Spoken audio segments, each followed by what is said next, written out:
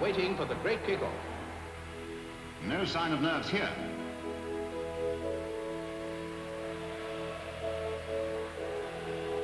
And it's a goal. My word, does victory taste good. And now a chance for Keegan, and that's it!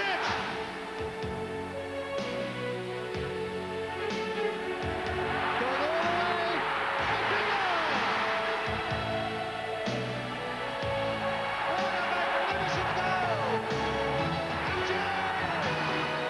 There can't be a moment to touch it.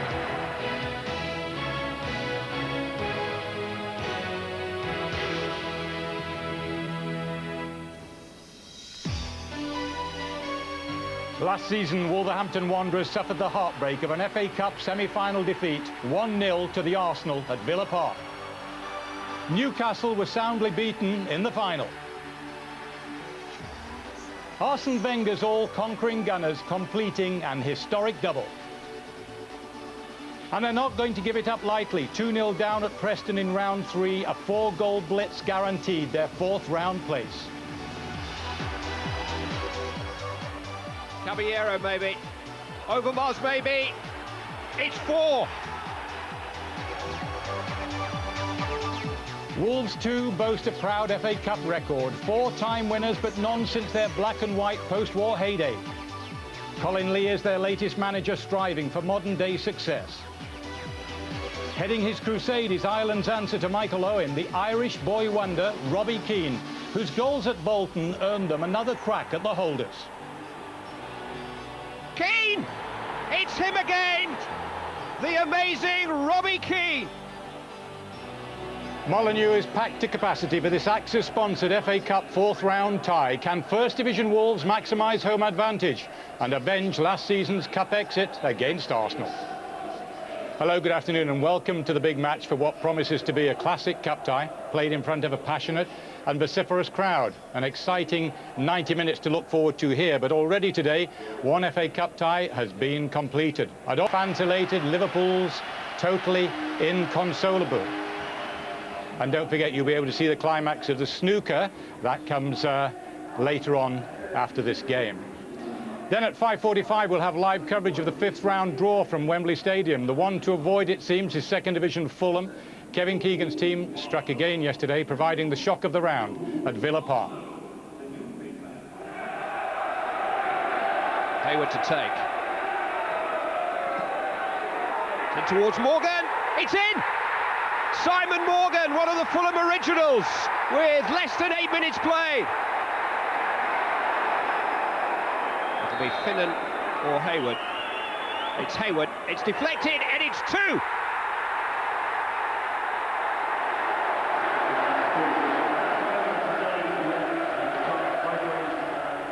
A lot of people today gave us a chance here. So that tells me, yeah, we've got a bit of respect. And that's the first thing you've got to earn if you want to be successful. These players are earning respect from people like Gareth Southgate coming up there and Mark Bosnich, who I know, and they come and said, didn't have to play well, you know, so, yeah, it's good. We're going that way. And here is an interested Gareth Southgate. Interested is probably the wrong word, but Villa's Gareth is our guest this afternoon alongside Kenny Dalglish. Welcome, gentlemen, to both of you. Tell us about it then, Gareth. Were they deserving, Fulham? They were. I mean, you know, it hurts a lot to lose a game like that, Bob, but you've got to give a lot of credit to Fulham. They brought the game to us, they played very well, and we couldn't break them down in the end. Not just Kevin Keegan's influence, is it? They've got some good players. Well, they have. The whole setup there now is geared to success, and that result will give them a huge springboard to work from. And you need to pick yourselves up sharply now, don't you? Well, we do. It's a good test for us. It gives us a kick up the pants.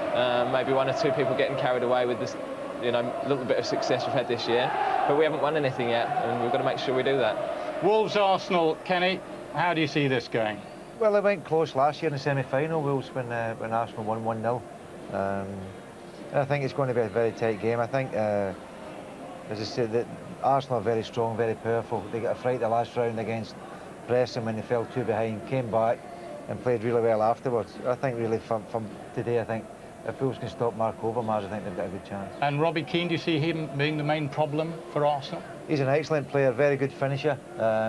Only a young lad. He's had a problem with his knee earlier on in the season, but he's come back tremendously well from that. And if there is one person that you would like to identify in the Wolves team as being a danger, I think Robbie Keane would have to be it. Gareth, how do you see it? Yeah, I think that tussle between him and possibly Matthew Upson will be very interesting. I mean, Martin Keown's a big loss for Arsenal today, but Upson's very highly rated there, and I'm looking forward to seeing him play. OK. Well, with less than 10 minutes to kick off, it's a fantastic scene here. Molineux packed to capacity, that's just over 28,000. And for both managers, it's a match of vital importance. Obviously, they're odds-on favourites to win this game, which you would expect. But, you know, we're going to give it everything we can. We're going to, you know, really go for them, and hopefully we can upset them and try and hang on. At the moment, I think we have wide confidence. And we know as well, going there, because all the players now have an experience of English football. They know if we're not up for it and not 100%, we have no chance to go through.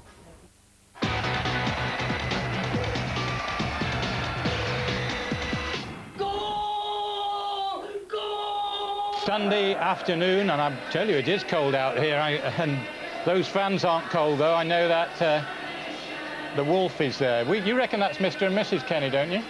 Well, Gareth was saying, I think he's brought his wife along to keep him out of trouble. He was fighting the last time he was here, I think. Do you see any, do you really see an upset here, Kenny? I don't think so. I think Arsenal got a fright, as I said earlier, in the last round. I think they're very strong, and although they lost 2 goals the last time... They're still short of 3 key players, aren't they? Yeah, but... Seaman, Keown, Vieira. But they're not important. It's the ones that are playing that are important. And, I mean, if you look at the team that they've got out on the pitch, I mean... Young Upson's come in. I'll tell them they're not important sometime, Ken. Well, they're not important to today's game, are they? Yeah. And Gareth, you tell us about these moments here. Well, I think Wolves will be very keyed up for it. They're keeping Arsenal waiting there. It's vital for them to get a good start the first 20 minutes of the game. They need to score first, really. I mean, I was at the semi-final last year and Arsenal scored early on and it killed the game, really, and Wolves really need that good start. Yeah, having said that, Gareth, looking back at that game, in the second half, Wolves did come back at Arsenal quite heavily, didn't they? Yeah, they did. They seemed to find a bit of belief, and I think the difference today is that they're on their home patch, and with this crowd behind them, you know, that might give them the extra yard. Robbie Keane, who we've already talked about, he only came on in that semi-final for, I think, about, well, the last 5 minutes of the game. But how good do you think he is, Kenny? Well, he's as good as anybody that'll be going about at the moment, give or take the real top ones. He looks a tremendous prospect. I think the other side of the game, it could be quite important, as if Will's got a couple of free kicks or corners to start throwing it in under the bar, as Preston did against Manningham, and see how he handles that. And if Will's get their nose in front, then I think it'll make for a better spectacle. But I fancy Arsenal to win the game. Well, here we are, the players of Arsenal and Wolves just about ready. It's always so tense at this moment in that area just outside the dressing rooms. Why not? So much at stake. So let's enjoy it in the company of our commentary team, the new Nottingham Forest manager Ron Atkinson, and first Clive Tilson. Thank you, Bob. Good afternoon, everybody. We have the setting. Molineux packed to its state-of-the-art rafters. We have the billing. 2 clubs whose very mention conjures up images of FA Cup glory days. And we have that twist in the plot which makes for a classic tie. The holders defending their honour against underdog opponents whose fall from the penthouse floor of English football has only served to make them hungrier for days like these. More partisan atmosphere than for last April's semi-final, that's for sure. And a different cast list too. Only 4 of today's Wolverhampton Wanderers lineup started against Arsenal last time. But after all their injury problems of recent years, this is close to a full-strength team. Steve Bull and Adrian Williams, the only notable absentees. Neil Emblem returns from suspension today.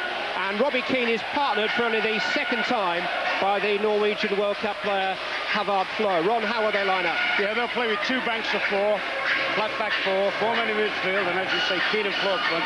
Look for Emblem. Whenever I see Emblem play midfield, particularly at Molineux, he always looks as if he can force an issue and drive from the midfield. A lot of people think he'll play a holding game. I think he'll push on in between the strikers now and again. Arsenal come to Molineux without the spine of their team, really. Seaman and Bold injured, Keown and Vieira suspended. So 19-year-old Matthew Upton breaks into football's most exclusive club, plays alongside Tony Adams in the Arsenal back four, and Remy Gard fills the hole in midfield. Incidentally, they scored the winning goal against Wolves last April. Christopher Ray is in Africa playing for his national team, Liberia. Arsenal you've seen quite recently, I think, Ron? Oh, yeah, very recently, unfortunately, and the guy that's not playing, Keown, I wish he hadn't been playing last week. That's how they'll line up. Almost a variation, slight variation on 4-4-2. Overmars will go back and fill in holes, but of course his main strength will be trying to carry the fight down the side. Bergkamp just off the front, one solo striker. The pitch, which was very wet for Wolves' last game here last weekend, is in better shape today. But what price Robbie Keane now? One or two of the executive clubs have expressed more than a passing interest. Goal scoring, only one of his qualities. Wolves have all but conceded that he will be leaving here sooner rather than later, but he is yet to play 90 minutes against Premiership opponents. Came on for the last 5 minutes of last season's semi-final. His manager, Colin Lee, has this week compared Keane to Dennis Bergkamp. Quite a compliment. Last season was full of high spots for him, but not without its frustrations. Remember, Bergkamp missed the FA Cup semi-final against Wolves through suspension and the final due to injury. His cup dreams have not yet been realised. Referee today is Steve Dunn. Arsenal do have a travelling contingent of almost 3,000 inside the stadium. Well, Cyril the Swan was on his best behaviour at Swansea yesterday. Let's hope Wolfie is today.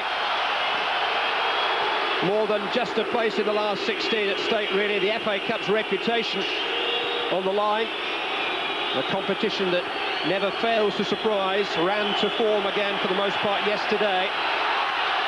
Mind you, the one result that bucked the trend came just down the road at Villa Park. Can Wolves produce another one here this afternoon? Lee Dixon, who signed for Arsenal 11 years ago to the day. Up towards Nicholas Anelka. One little problem that Wolves may have, I know we found it last week. Ray Parlour goes in field an awful lot. Although he says he plays basically as a right-hand player where he is at the moment, he tucks right in sometimes and goes and gets the ball off the back players. A lot of space develops in the space he's left, and that enables Dixon to get down, get into forward runs. Flick on by Havard Flo, dealt with by Nigel Winterburn. Here's Emblem, finding Robinson, looking for Keane. Tony Adams comes between them. Alert defending by the Arsenal skipper. He's only played 4 games in the last 3 months because of injury. Nigel Winterburn here, only returned to the team last weekend.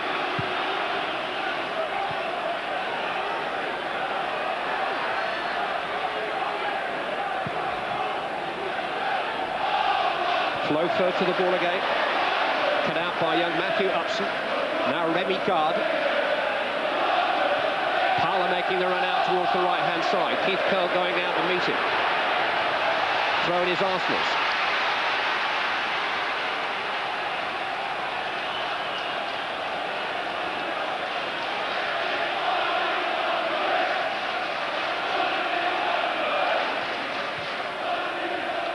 Dixon. Gilks is the Wolves player. It's another throw. There's battles all over the field, and that's particularly one. Gilks and Dixon. Gilks played a lot of his career as a fullback, got lightning pace, and he'll have to stay he'll have to stay with Dixon if Dixon decides to push forward. Guard to his fellow countryman Petit. Stuck the shot completely. The Wolves have a chance to break, and the ball is at the feet of Robbie Keane. Havard Flo. Keane has gone off. Cross comes Adams. Well, that'll be part of Robbie Keane's education today. It's almost an eliminator for a centre forward to move up into the championship ranks an afternoon in the company of the Arsenal back four. If you can hold your own against them and stand up and make an impression, then you really do belong in the top flight of the game. There's his manager, Colin Lee. Yeah, Adams has had to switch across to compensate for Keown today. Normally Adams will occupy the left-hand side at the back, but he's gone over to the right-hand side, the position Keown normally plays in.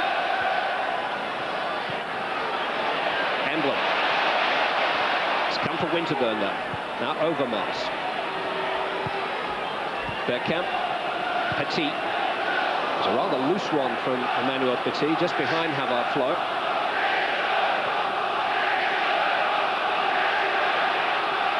Just as last year, Arsenal used the Christmas programme as a launching pad for a winter offensive on the Twin Peaks of League and Cup. 5 wins and a draw in their last 6 matches.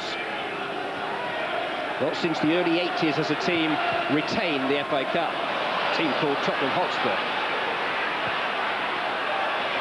Overmars just setting Dixon a little short, resisted the attentions of Gilch. And now for Costa. Muscat here against Dixon. Free kick has been awarded to Arsenal. Kevin Muscat is combative, to say the least.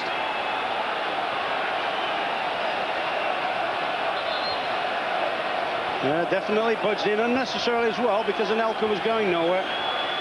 Built up a little bit of pressure on his own team. Is this the one Adams spins round the back? Adams is forward, Upson is forward.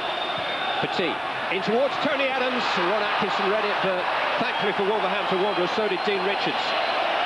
There's a good ugly ball in from Petit, taking out all the defenders. He spun the run, and as you say, at least the central defenders just managed to hang on to him and make it hard for him. But it was still a good chance. I must admit, when I saw Adams converging on that, I thought he was going to score. Yet full marks, Richards balks him a little bit. I don't think Adams has scored those in his career.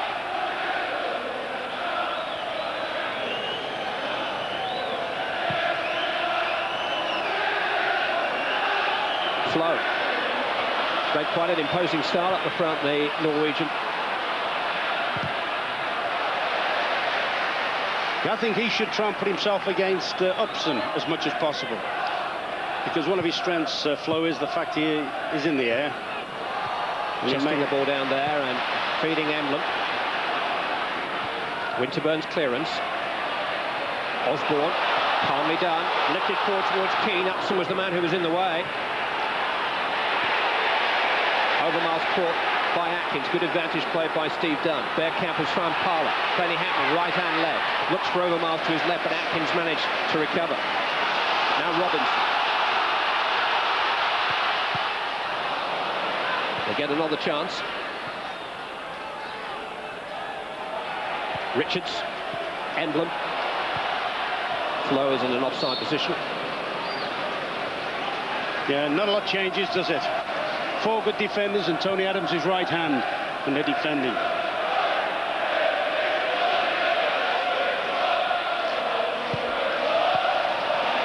Given away by Overmars to Osborne. One back by Bergkamp.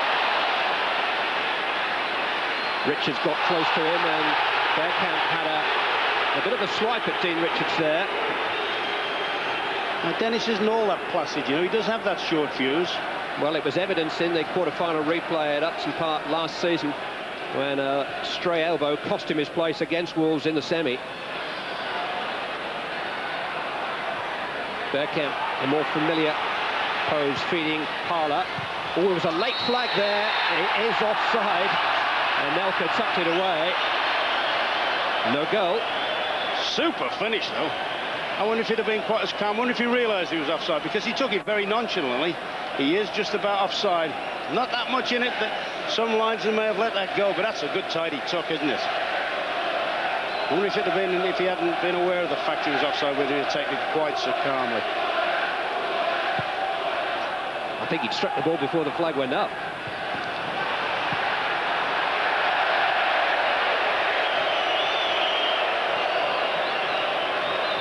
But Wolves have tried to force the issue against Adams and co, but they've had an early reminder there as to the quality that Arsenal possess. Talked about the problem they might have with Parler pulling off the line, you know. The other one, of course, is Bergkamp. He goes into that little position just short of the strikers. At the moment, let's just see this one through. At the moment, with Wolves not having a holding player in midfield, Bergkamp's going to get this sort of space. Trying to feed the pace of Anelka. Mike Stow, the Wolves goalkeeper, was alert.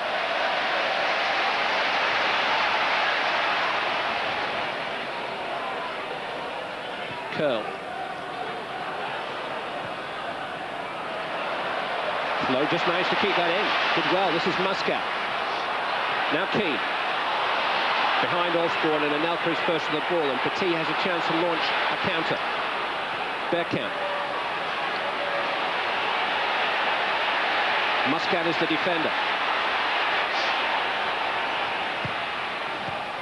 Cut out by Curl.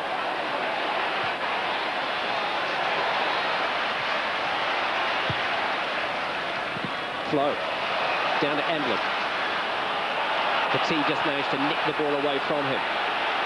Parlour has now found Dixon. Bergkamp was leaning into Curl and conceded the free kick.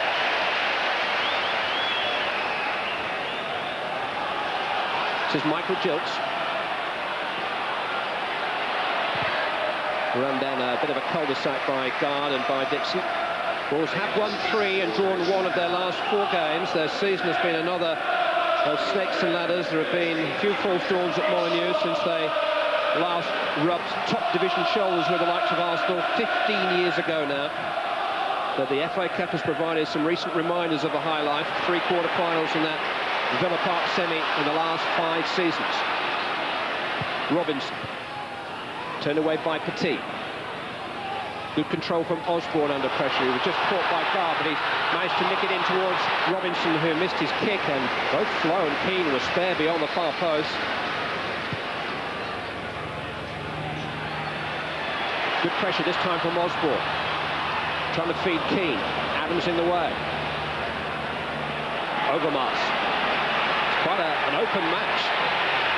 Parlour to his right, Anelka to his left. Still Mark Overmars. He scored! Arsenal in front inside 10 minutes. It's Mark Overmars. Precise, low shot, which defeated Mike Stahl and gave Arsene Wenger's cup holders the perfect start here at Molineux. Yeah, I think Colin Lee might ask a few questions here, though. I mean, it's a good burst. It's probably the first time he's picked up and ran with it. They've been occupied a little bit because he's shaped to play it right, to Parlour on his right. But instead of going and closing the ball out, they've allowed him a shot from 20 yards, and it's gone in for them. But, I mean, he's virtually ran unchallenged, you know, from the halfway line on that. The people have run alongside him, but nobody's really got up and tried to work the ball at him. You don't invite a fella like him too many times to do that. Well, Mark Overmars, who scored the opening goal in last season's final, who's actually scored 4 times now in his last 7 matches, including one at Preston in the last round, has reversed the trend from that time when Arsenal went 2 down inside 20 minutes at Deepdale. They're 1 up inside 10 minutes here at Molineux. And Anelka trying to cause them another problem. There is a theory about Overmars, of course, because you've got this blistering pace, and you're terrified of him going down the outside of you, that you push him in field and push him into a crowd of players. But I think when he goes in field like that, it's not enough to send him in field. Then you've got to work the ball again. You've got to try and close the ball out.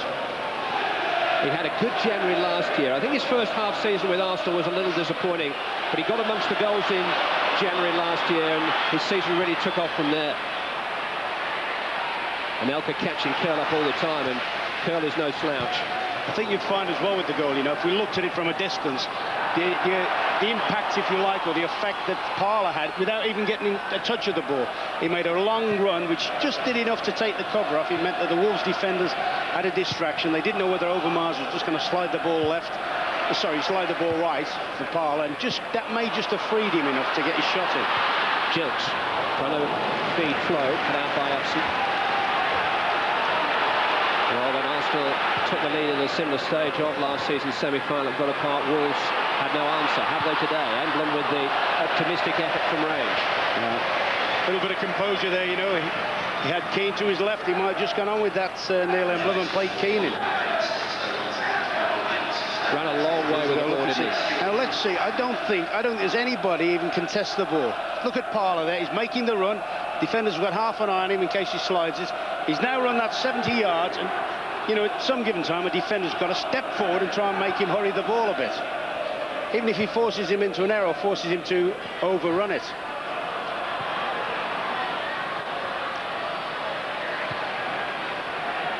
Winterburn. Overmars. Petit.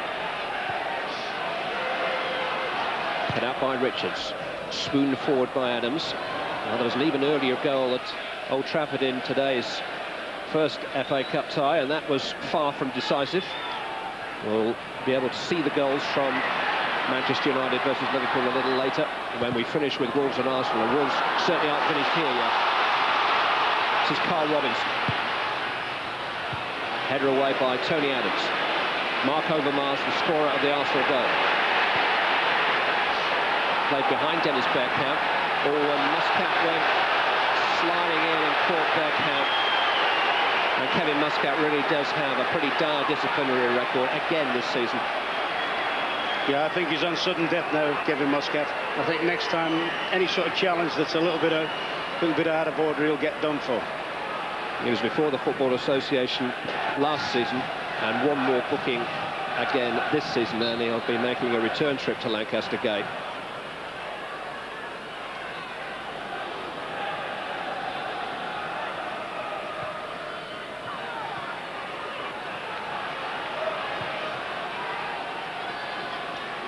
Arsenal looking to consolidate now. Overmars back to Upson.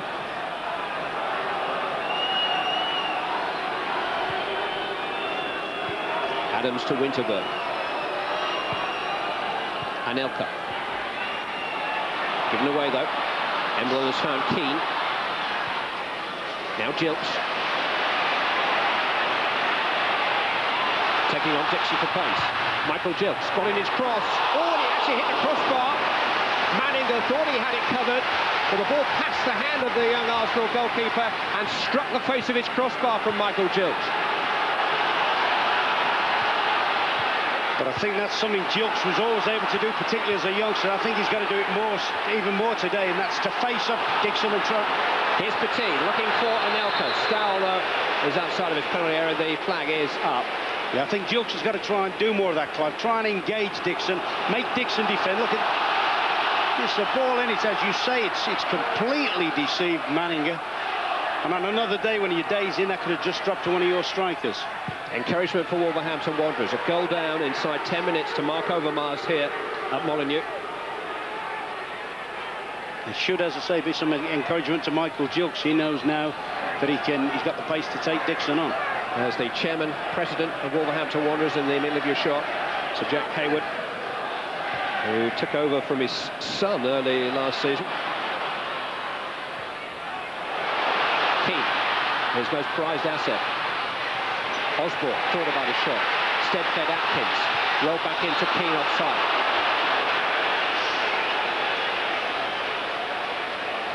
I just wonder whether Keane was offside then. You know, some slick passing. Keane had made a good little position. The other 3 or 4, oh yes, it's Marloff. I know that the other attackers on the far side were, but he's a Marloff as well. Good spot ref or linesman. The Arsenal formation hand-raising team were spot on again. They don't need a linesman.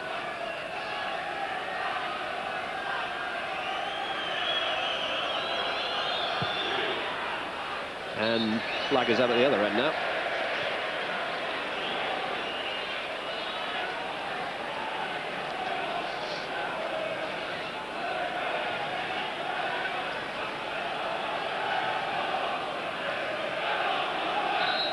The Wolverhampton Wanderers supporters trying to lift their team from the disappointment of conceding an early goal here. Dean Richards has gone forward for a free kick, which Keith Curle will take.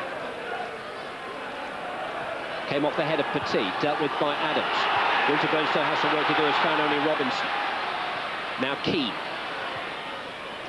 Atkins. Robinson. Clever move, he was caught by Petit. Free kick. And the card's out here. I think he's unlucky here, Petit. I think it's a free kick, but I think the brilliance of Robinson's done him here, you know. Atkins slides him in. Completely, I think he's just completely wrong-footed in there. Yellow card for Emmanuel Petit. Did well to make any kind of contact with Robinson, really. It was such a clever, deft manoeuvre by the young Welshman. Now, what kind of platform has it provided for Wolverhampton Wanderers? Osborne and Gilks are the 2 men standing over the ball. Gilks the left footer, number 7, but it's Osborne. He's found a way through, and Robinson had a swing at it.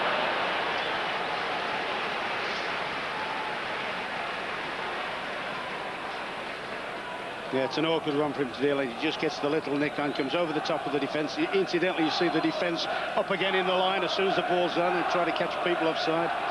It was a hard one for Robinson to keep over, but certainly that little bit of cameo of skill he's just shown there was brilliant. Wolverhampton Wanderers are the second best supported team in the Football League, behind Sunderland. Nobody here will thank me for pointing out the obvious, that it's waiting to happen again in this part of the Black Country, but they have been waiting for a long, long time now. Muscat made contact with the ball that time.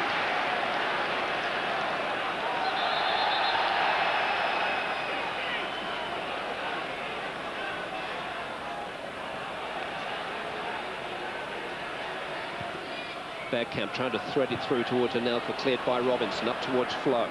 Adams got in front of him. Emblem trying to burst onto the ball. Might come for Flo. Adams recovered well. I always see him more effective in that role, you know, Emblem, when he's playing for Wolves in that midfield area. Breaking on, and he's a big, powerful lad. He's got a fair amount of pace, you know, and midfield players like that can cause defenders a lot of problem when they come running into the box late at them. Osborne to Atkins. Now Robinson.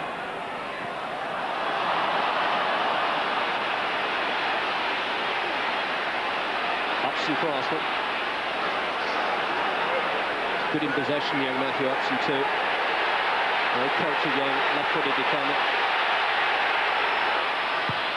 That's a dangerous driven cross too, which Keith Curl did well to deal with. Nicholas Anelka waiting behind him. I tell you, that Wolves fans, the older Wolves fans, will think that was Jimmy Mullen going past and flashing a left-footed cross. That was a beautiful piece of play from the young defender. He looked very easy, didn't he, as he ran the ball? As you were commenting about the fact he's comfortable on the ball, he ran it very easy. I think, it's strange enough, I think Arsenal in the last third have been very untidy, you know. I think they've given the ball away an awful lot. Jets looking for Keane. Little isolated for the moment, Robbie Keane. It's Remy Gard who got back to make an important challenge just inside of his own penalty area. I'm amazed he came back in field, you know, Keane. I thought he had the defender 1v1. I thought it'd have been better trying to get at him rather than coming across the face of the defender. You know, you always give yourself a chance of a penalty or anything like that if you go directly at the defender. So much has been said and written about Robbie Keane in the days leading up to this tie, and he's straining to make an impact here this afternoon. I've seen plenty of him. He is a good player. I think it was Kenny Dalglish said before the match that he's as good as there is around, and he's really spot on there.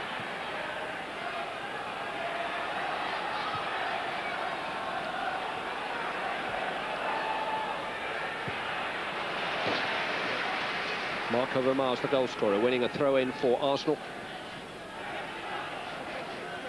When they get in at half-time or after the game and see that goal, you know, I think there's a few Wolves players will be disappointed. I bet they don't realise how far they let Overmars travel with it. You think the goalkeeper will be amongst them?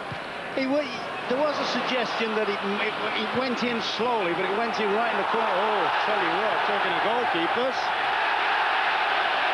Ball didn't go out of play. Manninger managed to recover, but he's had a rather nervous start, Alex Manninger. Yeah, well, I wonder whether Mike Stow might have been a little bit caught by surprise, probably expecting a defender, or may not have even been able to see, you know, the defenders in front of him. May have seen it a bit late. Robinson is trying to glance the ball on towards Flo. Upson low to Winterburn.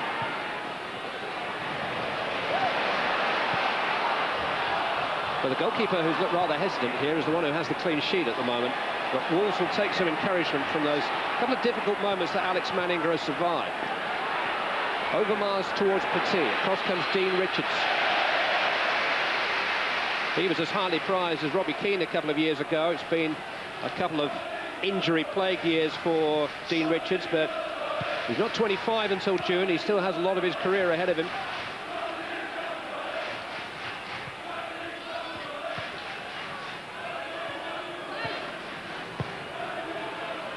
Parla. Now Adams. Trying to stroke it in towards Anelka, who is tussling with Curl. 6 to 1, half dozen the other, says the referee.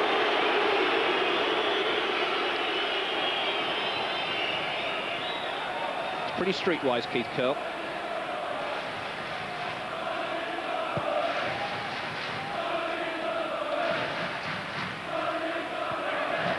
Gilks. Awkward for Adams, and that's not what he intended at all. He might tell you it was, we might think it wasn't. I'll tell you what, when you're as good as he is, everything goes your way, doesn't it? I think he was trying to reach row Z with it. Cool nonchalance. I do get the feeling with watching Arsenal that they've got about another gear and a half to go, you know. They look as if they're playing well within themselves at the moment. Colin Lee is officially in temporary charge of Wolverhampton Wanderers until the end of the season, having succeeded his long-time partner, Mark McGee, in November.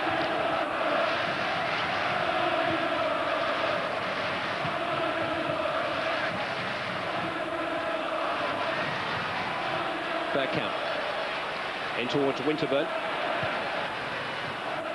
Petit couldn't really make contact, but Anelka might. He has Bergkamp in support, and now Parler got his shot away well then, Ray Parler, but it flew across and beyond Mike Stahl's goal.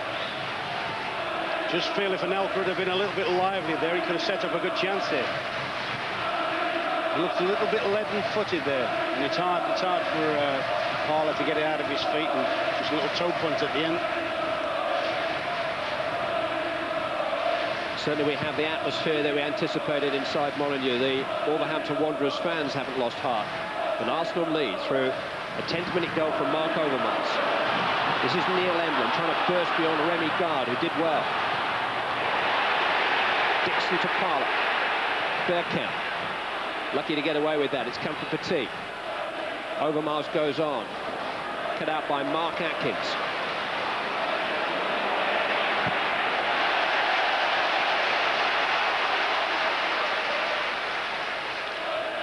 Plenty of fire in their bellies, plenty of hope in their hearts still, Wolverhampton Wanderers. Yeah, the big thing is they mustn't go two down. You know, even if they get to the interval with the score at 1-0, they've always got a chance. Anelka. Overmars. Dixon arriving in support. Parler drawing wide. Muscat was aware of that. Little sharp from Gard to Dixon, and Keane getting amongst it. Adams tidying up. Now Winterburn. Bergkamp. Petit. This is Dixon. Parler. Gard. Petit. Lifted in towards Ray Parler. He loves that ball, Petit. Little one, he just curls into what we call an old-fashioned inside right position when it's just outside the penalty box, hoping to get a runner coming in from the right on it.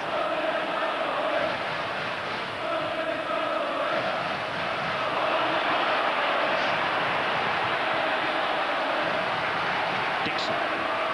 It's frustrating this for Wolves at the moment. They can't get the ball back up to the Arsenal.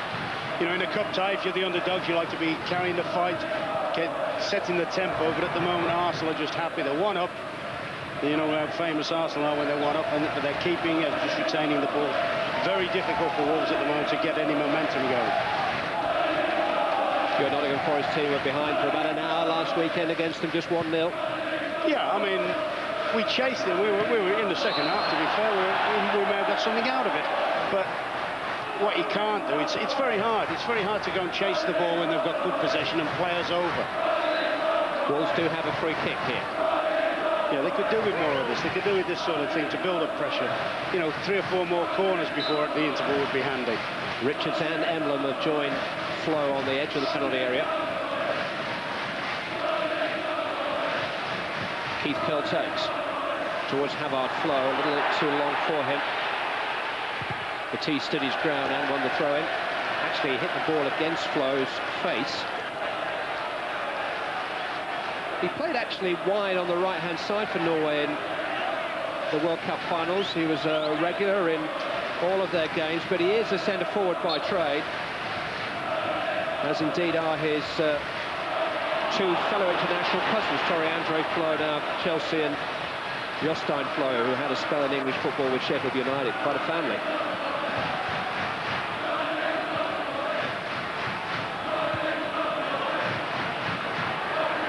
Bergkamp feeding off the Nelson.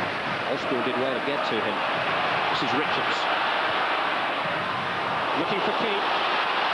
Hudson just got a touch. Still Robbie Keane though. Nigel Winterburn getting more than a touch. Fine challenge. Keane stuck at it. Oh, he has been penalised though. Maybe just had a little tug at Winterburn at the very end of the pursuit.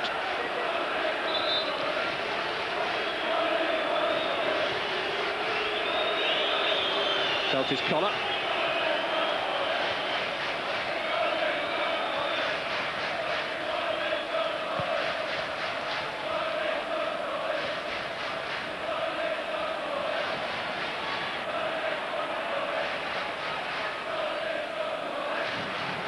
Fine rain falling at Molyneux as Arsenal come forward with Nicholas Anelka running into Neil Emblem. Simon Osborne to Kevin Muscat, now Keith Curl, and here's Osborne again. Lowe asking for it to feet this time. Laid off to Emblem. Dux has gone on to his left, gone into an offside position, and Emblem has to go on alone. Where Petit and Adams are there for company. Oh, the back pass was a little dangerous with Flo closing in. Manning had dealt with that well. Yeah, I've got a feeling that Petit played that one a little bit blind. I'm not sure he did realise that his goalkeeper was being pressurised.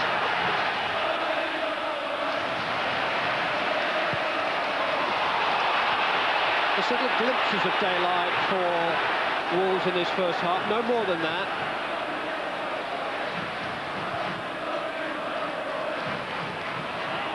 Well, they haven't had a clear chance to equalise as yet.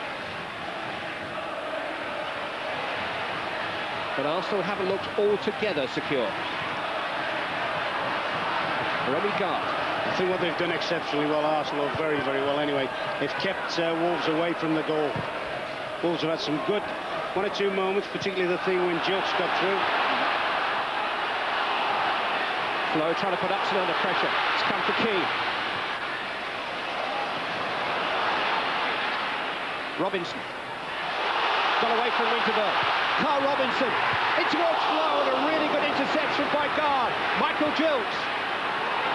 Hung up towards Robinson. Wolverhampton Wanderers' best moment. Yeah, some great play by Robinson here. Not the header at the end, it wasn't the easiest to header, but a little bit of skill where he sits Winterburn down. Whoops, here we go again. Beautiful ball in, and Gard does brilliant to get that.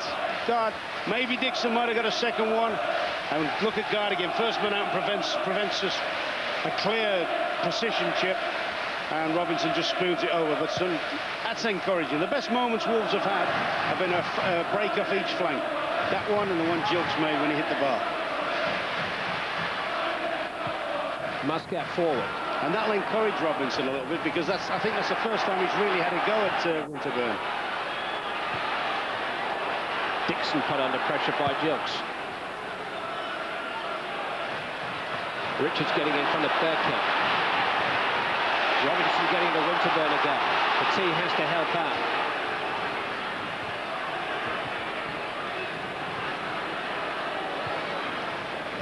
Parler back to Overmars.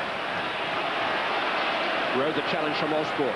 Parler is running free down the centre. Instead it's out to Anelka on the right hand side. Oh, if he'd have spotted him in there, Overmars, if he'd have released Parler, Parler was running clean on goal.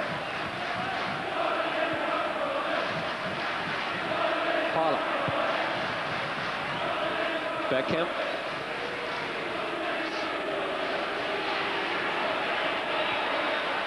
Overmars.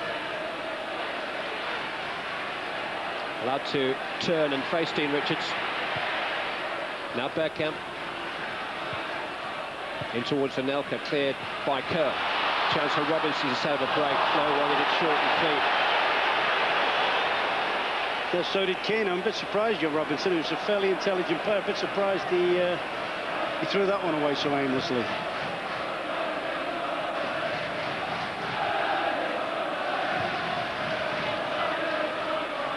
Colin Lee's team have been unable to build up any concerted pressure. Little moments, enough to keep Arsenal on their mettle, enough to keep up Wolverhampton Wanderers' hopes, but no period of pressure to really examine Arsenal. Overmars. Beckham. Into Parla. A little sharp for him. Muscat got in the challenge. Cleared by Jubbs. This is Robbie Keane. Carl Robbins. And Michael Gilchrist was asking for the ball. Parla got back. Here's Guard, who made that excellent intervention a few minutes ago. Fills in well for Arsenal, Remy Gard. This is his third season with the club. He's never played more than 4 games in a row. He's played in a variety of positions. They actually had to talk him out of retirement last season. A really good squad player. This is Keane. Now Atkins. Robbins. Keane again. Steps away from Guard. Not from Winterburn, though.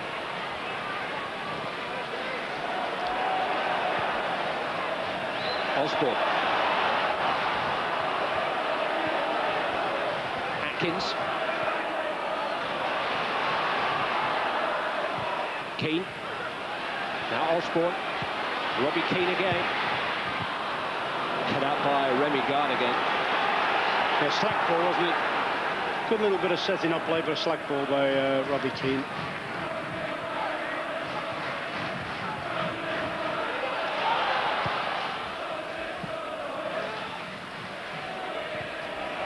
Atkins has found Osborne.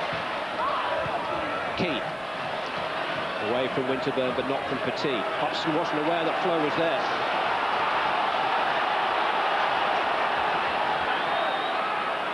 Last 10 minutes of a first half, which has been pretty much to Arsenal's liking so far, from the moment that Mark Overmars gave them an early lead.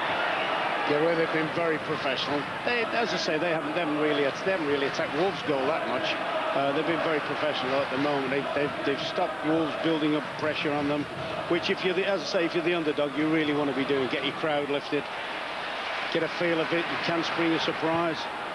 Muscat in towards Flo. Goalkeeper didn't get there, and Havard Flo has equalised for Wolverhampton Wanderers.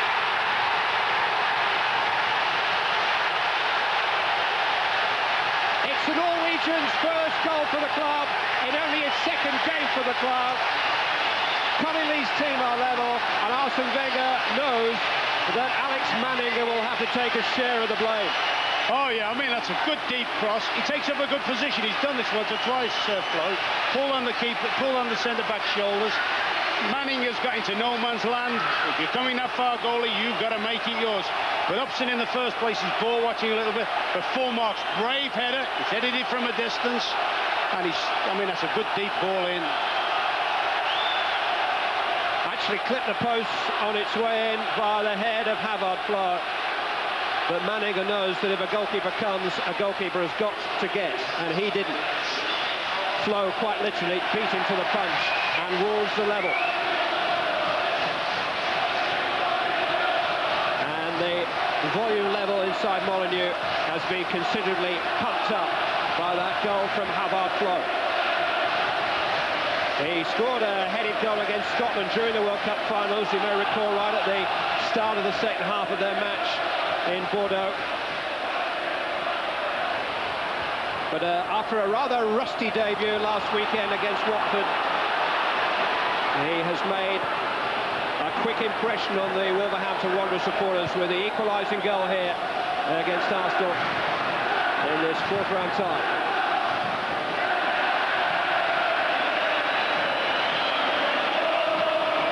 There's plenty of him, 6'2", and he launched himself in there, but big Alex Manninger didn't get there. But the big thing for me was his starting position there. Starting position, bravery, good deep ball, as I say. I think the young defenders ball watched, and I think the young goalkeeper's got himself in a no-man's land. But that's not taking anything away from Flo. I mean, all of a sudden his team are right back in it from, I would have guessed, really looking down the barrel. Not only back in it, but they have the wind in their sails now. The momentum is with the team that equalises. in these cup ties. The start of Liverpool.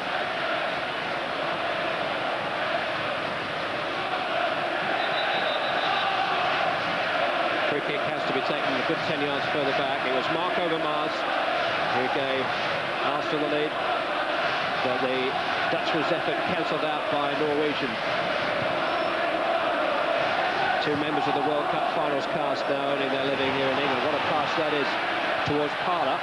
Just about caught up with it. Curls, clear and slice. Bergkamp to Petit. Got his shot away and almost beat style on that near post. Just pulled it a yard or so wide of the left-hand post. That's a great ball from Bergkamp, but I wonder whether we're in line for one of Bergkamp's great volleys there, you know, when he came out. I thought Dennis will give this the full gun, but clever little side football off, and as you say, Petit almost caught the keeper napping again.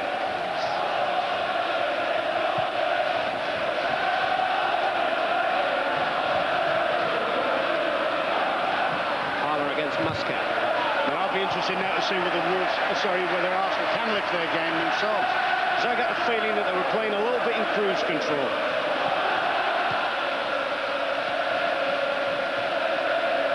Keith Curl. Up towards Havard Flo. Tony Adams won that one. Petit lost the ball though. And Simon Osborne was quickly in. And there's a snap about Wolves again now. And really we haven't seen the best of this man Keane yet. They've got that particular ace to play in this game in many ways.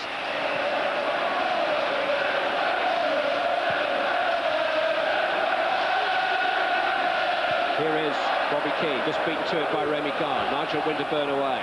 Petit. Emblem, though, came between Petit and Gard. Here is Keane. Now Atkins. Keane a little hemmed in that time.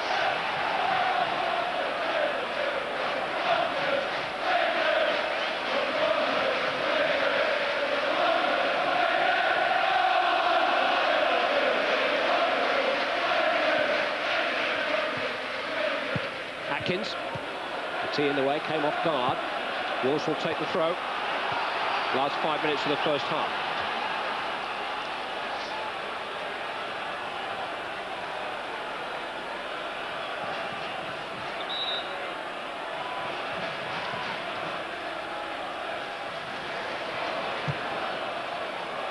Came off Winterburn. Atkins went in strongly. Remy Gard, who's down.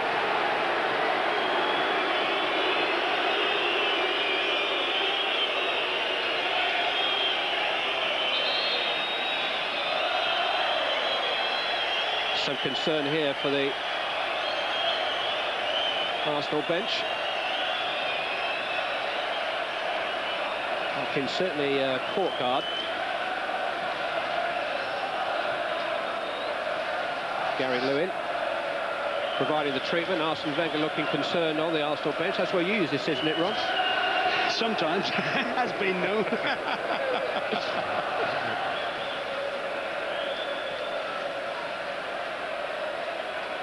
It looks like it's something they'd better run off, and there are only 3.5 minutes in this first half remaining before he can get some proper treatment from Gary Lewin.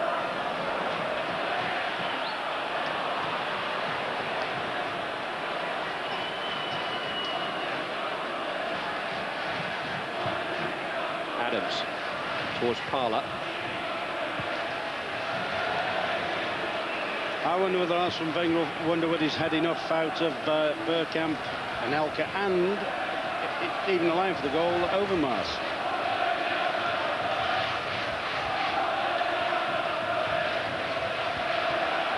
Way by Muscat. Flo just unable to keep the ball in play. We'll feel a little bit more at home now. How about Flo? He arrived just a couple of days before his debut last weekend after a pretty protracted transfer deal with his German club Werder Bremen. The £700,000 fee was agreed before Christmas, but he's only been here 10 days, and he'll have had a full week's training, a bit of time with Robbie Keane, a bit of time to get his feet under the table and feel at home, and now that goal will have made all the difference to him. Dixon. Stolen a yard for himself, Lee Dixon. Oh, it came off the goalkeeper's chest as well for Wolves, but it came to Carl Robinson. Yeah, big surprise bang from Lee Dixon there, and as you say, he spilt it, the keeper spilt it. Now, fortunately for Wolves, the reaction came from their own defenders. The famous left foot shooting of Lee Dixon. Not. Guard will take the corner. In towards Petit. Some good defending there by Muscat. On the corner.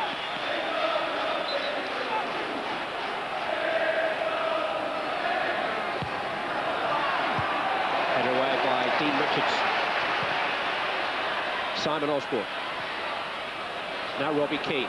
Oh, he was hit there by Winterburn. It's a bad challenge, that, and it's going to be a yellow card for the Arsenal left-back. No complaints whatsoever about that. It's blatant. I mean, sometimes defenders think their forward's going to move the ball on them. I think Nigel made up his mind there that he was going to put the reducer into young Keane.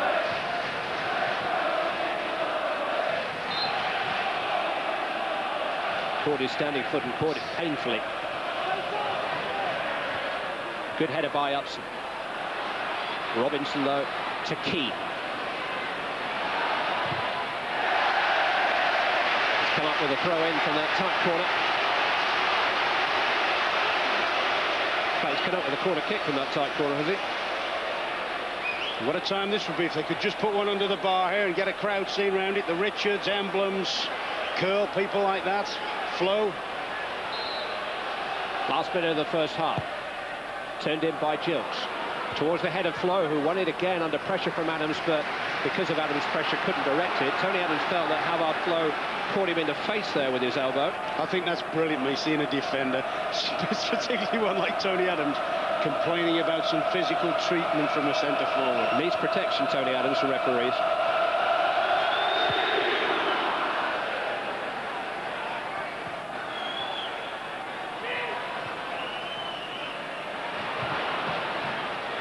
Emblem. Osborne. He's kept things ticking over for Wolves. Simon Osborne. Here's Robbie Keane. Clean challenge by Overmars that time.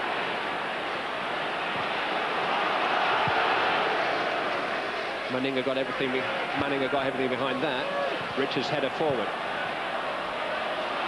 It's come loose for Overmars. Richards got a piece of it.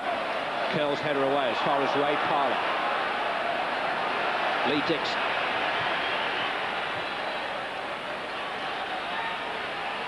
Parlour selling guard short. This is Emblem. Now Robbie Keane. Muscat. Flo. Osborne. Only to guard this time. Parlour. Bergkamp pulling wide.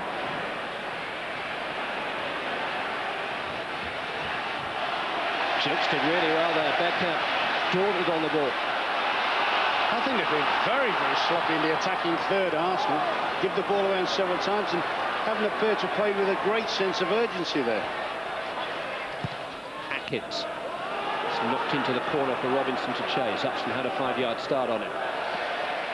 Whether or not the goal, the early goal from Overmars has lulled them into a little bit of complacency. And, you know, sometimes it's hard to pick your game up. You get into that sort of easy tempo, and it's not always easy. The break might be better for Arsenal than Wolves.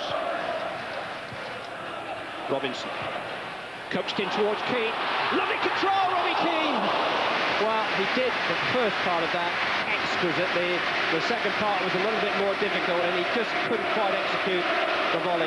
We'd have been talking a great goal here, though, wouldn't we? Left-footed, would have the little pull down and then the flip over the keeper. We'd have certainly been talking an excellent goal there. He is a nicely balanced player, though, genuinely two-footed. And that control with that outstretched left foot was out of this world. Well, when Arsenal scored inside the first 10 minutes, they seem to have set their stall out to run this game the way they wanted. Mark Overmars it was who gave them the advantage. But Wolverhampton Wanderers never accepted that verdict. And 10 minutes before the break, they managed to cancel out this very accurately struck low shot from Overmars with a headed goal set up by Kevin Muscat and executed by their Norwegian centre-forward Havard Flo. And at the break at Molineux, this fourth-round FA Cup tie is tied. It's Wolverhampton Wanderers 1, Arsenal 1.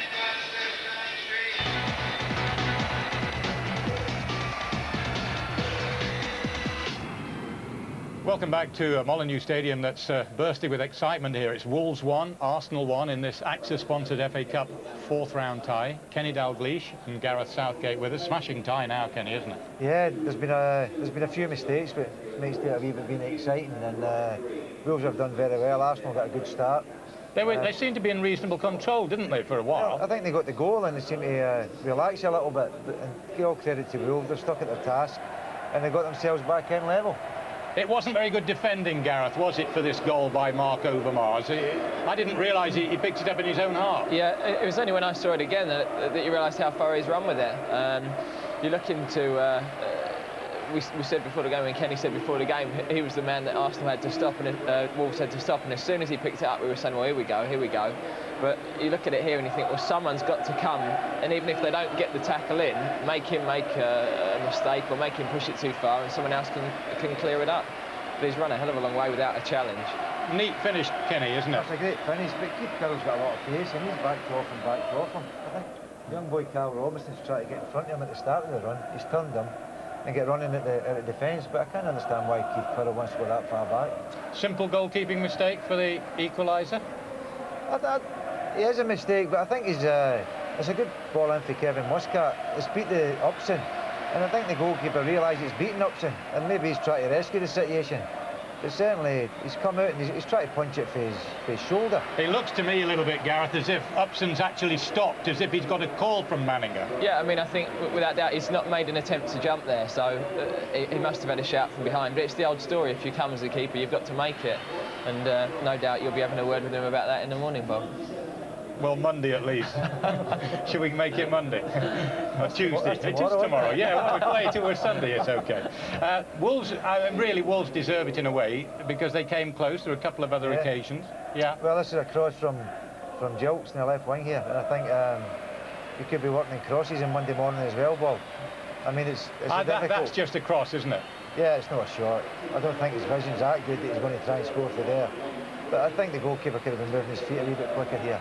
Great defending by Remy Gard on this initial cross, Gareth. Yeah, superb. I mean, Arsenal's midfield do a great job for them. Petit gets back so well, and Gard there again, great defending from a midfield player.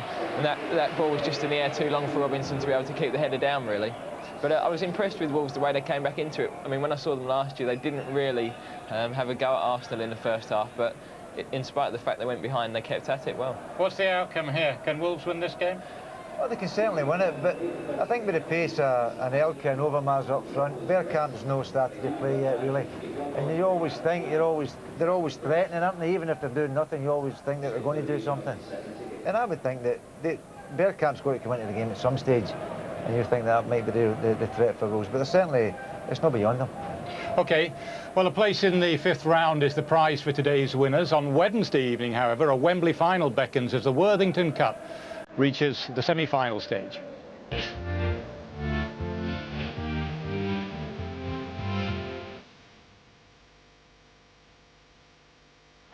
Make space for the shot. It's Wood.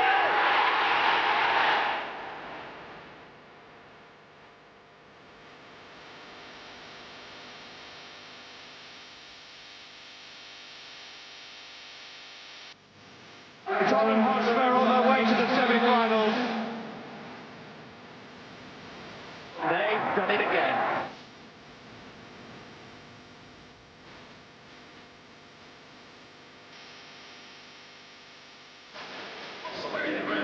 Well, the first leg at White Hart Lane in 3 days' time. Right now here at Molineux with 45 minutes still to play. It's Wolverhampton Wanderers 1, Arsenal 1. It should be quite a second half.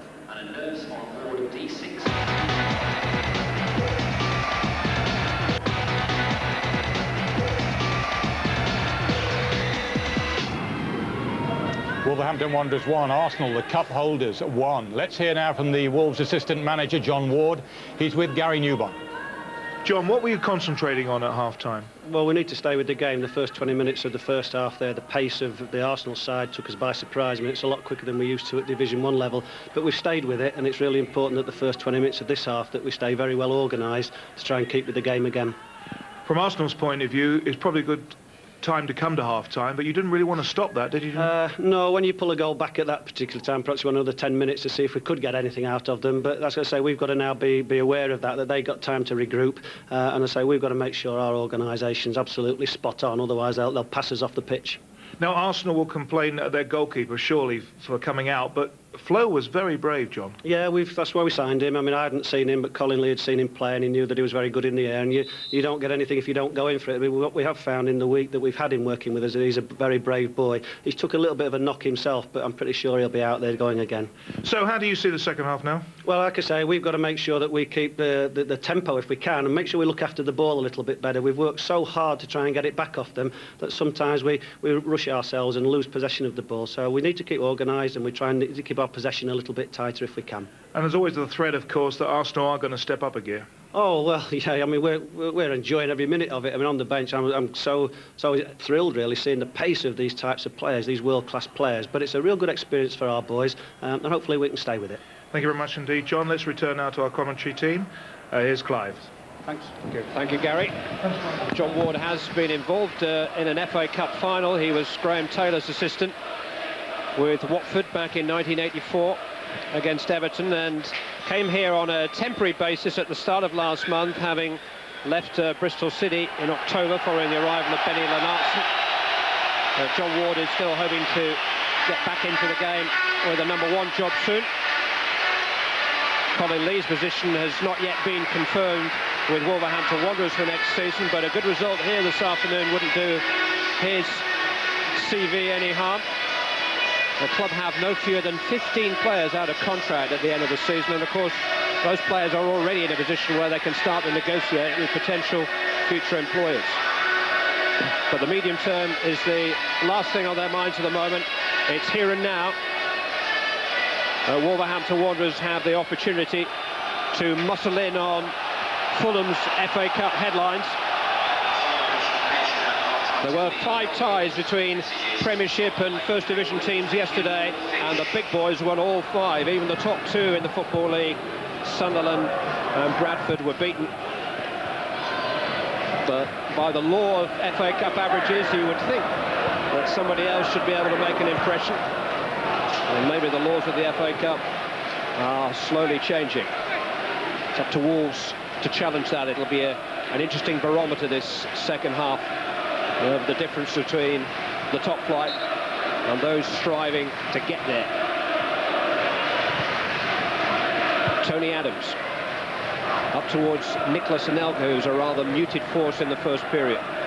Simon Osborne, who saw a lot of the ball in that first half, on the ball again.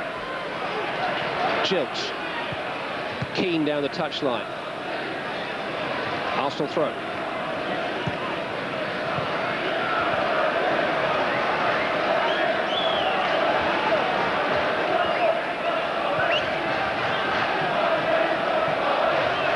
Arsenal have had their hands full with Football League opponents in recent years. Bolton, Millwall, Sheffield United have all knocked them out of the FA Cup. Port Vale came within a couple of penalties of repeating the dose last time. This is Parler. Overmars beaten to it by Atkins. Can Wolves pick up where they left off? Can Bergkamp here make more of an impact on the game? Muscat's all over him again. No free kick. Bergkamp holding his face.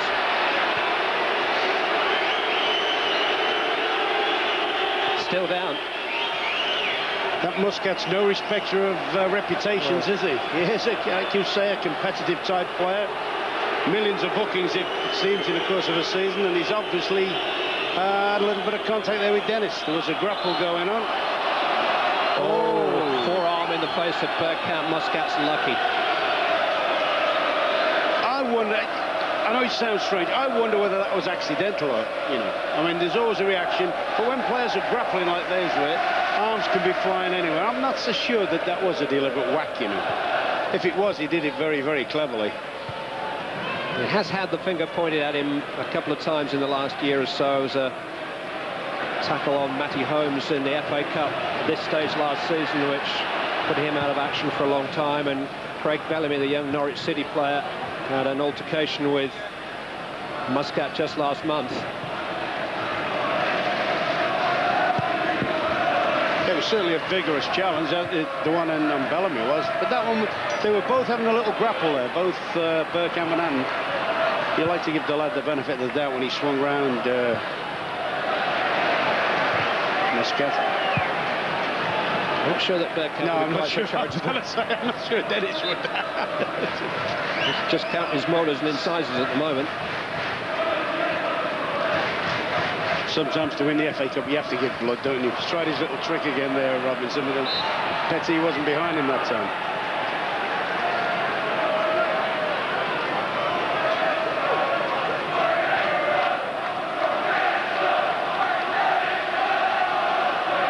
Adams. Guard. Showed too much of that to Neil Ambler. Looking for Keane, but Matthew Upson was there. Here is Muscat. Now Osborne. Richards. Atkins. Drove that against Overmars. Anelka was quickly there. Gets it back from Petit.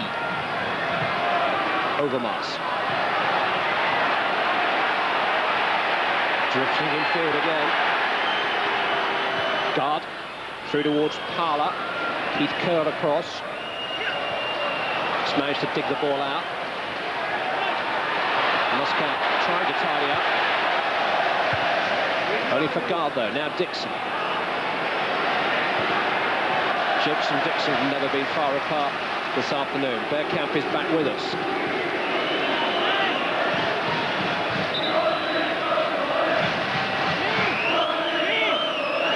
I think that somebody on the Arsenal bench will have had a word with Bergkamp too, just to make sure that he doesn't try to exact his own form of punishment. Run away from Petit. This is Robinson. Now Robbie Keane with a little bit of grass in front of him. Run away from Adams, taking on Upson. Flo. That's a lovely ball in towards Robinson, and Winterburn recovered really well. Good vision though from Havard Flo. Oh, it's a good break from Wolves. That for all the world, you thought that Robinson was going to get a little ball dropping over Winterburn's shoulder, and he just managed to get the faintest of touches on it, Winterburn. This is Bergkamp. No stitches in that gash on the inside of his bottom lip, but he's found Parler here. Guard. Now Petit. I think this is what John Ward was referring to at half-time, that when they do start the passing sequences going, Arsenal, that none of the Wolves players get pulled all over the place. They've got to just stay in the positions and don't let them move you. We've got a couple of men around Bergkamp though that time. Arsenal have got it back with Parler. Here's Bergkamp again. Little back heel meant for Remy Gard, but well seen by Emblem. Good work by Emblem, sidestepping Petit. Showed too much of it there to Winterburn. Emblem thought he was held back. Instead it's Overmars on the ball. This time Atkins cutting it out for Wolves. Osborne. Emblem. Osborne out to Gilks. Driven in diagonally but catching Flo offside.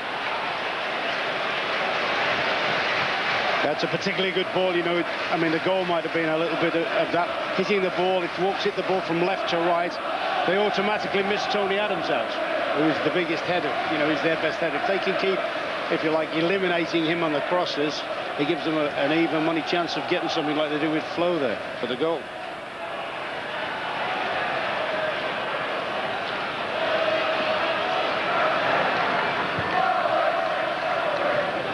Ray Parler. Lee Dixon into Dennis Bergkamp, let it run. And Elka just unable to feed off him. Maybe he can feed off Petit here. That's the little ball I mentioned first half. He does it when it seems when he's midway in the attacking half. He always looks to thread that one, Petit, that little curly chip into the inside right position.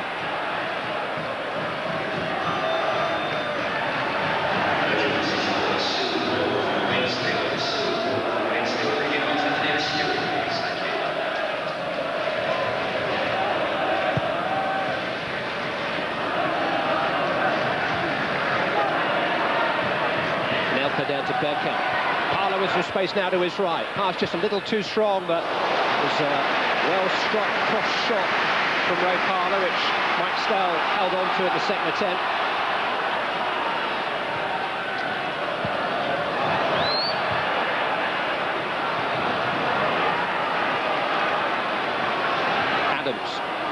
T. Bergkamp. Slid through to Guard. On towards Anelka. It's Nicholas Anelka. Well, he got beyond Curl, he got in front of Stahl. It was a sharp chance, and Nicholas Anelka couldn't quite find the target. Yeah, some smart football there from Arsenal. 1 or 2 quick one-touch passes. Remy Gard, a great ball over the top of Curl. His touch, keeper's out, keeper's done just enough to put him off there because his touch wasn't that bad. This is the one earlier, little threaded ball. He's got it all on there, Ray Parlour, to get his shot in, and that's twice that he's spilt balls there, and you just wonder, you know, in the days of Ian Wright, there'd have been a red and white shirt hovering around that, wouldn't there? You know, whether Arsenal lacks somebody of that sort of type that goes in and gets, if you like, scruffy goals. Well, it's an old debate. Ian Wright currently resting up after a knee operation, although the very thought of Ian Wright resting up is impossible to imagine. He'll be jumping around his living room at the moment.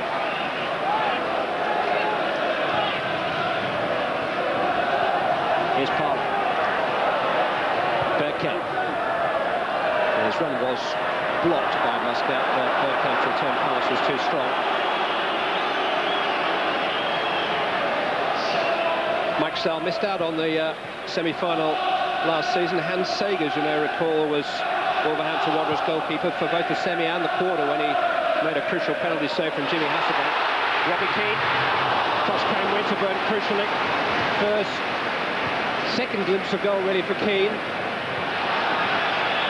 There's Dennis having a look, making sure he's protecting himself there against Curl. This is Parlour. Here's Bergkamp. That's nicely angled towards Anelka, just beyond him. Just harking back a second there, you know, Clive. Winterburn has made many, many challenges, many sort of retrieving situations. He ain't made too many better than that one he's just made. That looks a very, very good opportunity for Wolves if he hadn't have got there. Muscat. In towards Flo. Well controlled. How about Flo? Hit the post. Manning Malecki. And volleyed away by Upson. How about Flo? Cannot believe his luck. Did everything right there. Mark Overmars on the counter for Arsenal. Remy Gard. Now Dennis Bergkamp. Blocked by Keith Curl, who's got a free kick. Bergkamp's getting angry here. How about Flo? Well, so there it is, carbon copy, ball through. Good control. And for all the world, you think he's going to score. And I actually thought Manninger was going to knock that into the path of Keane. He was soundly beaten there, but the ball bounced back off the post towards Alex Manninger. It's his opposite number, Mike Stahl, who has the problem, though, now, as Wolves line up to face his free kick, for which Bergkamp must be the favourite. It's indirect.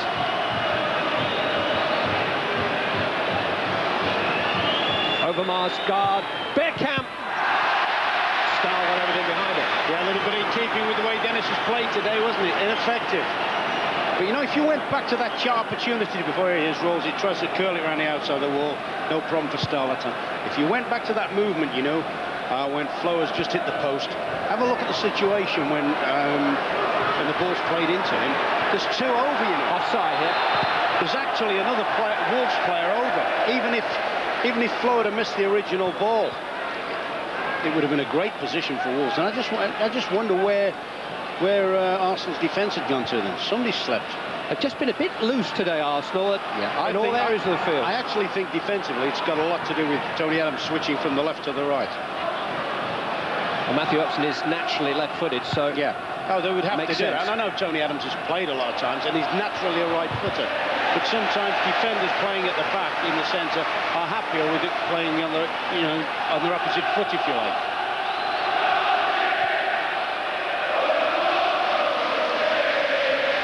Last couple of years have been frustrating for Havard Flo in Germany. He's been in and out of the Werder Bremen team. He found the tempo of football in the Bundesliga not altogether to his liking, but he's loving this. I tell you what, he'll appreciate the sort of service. All right, we've talked about Muscat, about one or two of the incidents, but certainly the ball for the goal and that one, he will love that sort of service, because remember him playing for Norway in the World Cup. Every time Bjorneby got the ball, He just lashed it across, and Flo, as you said, was coming in from a right-hand position every time. They used to do that with Jostein Flo, didn't they? Play him wide out on that right-hand side. Remy Gard first to the ball. Ray Parlour got his cross away.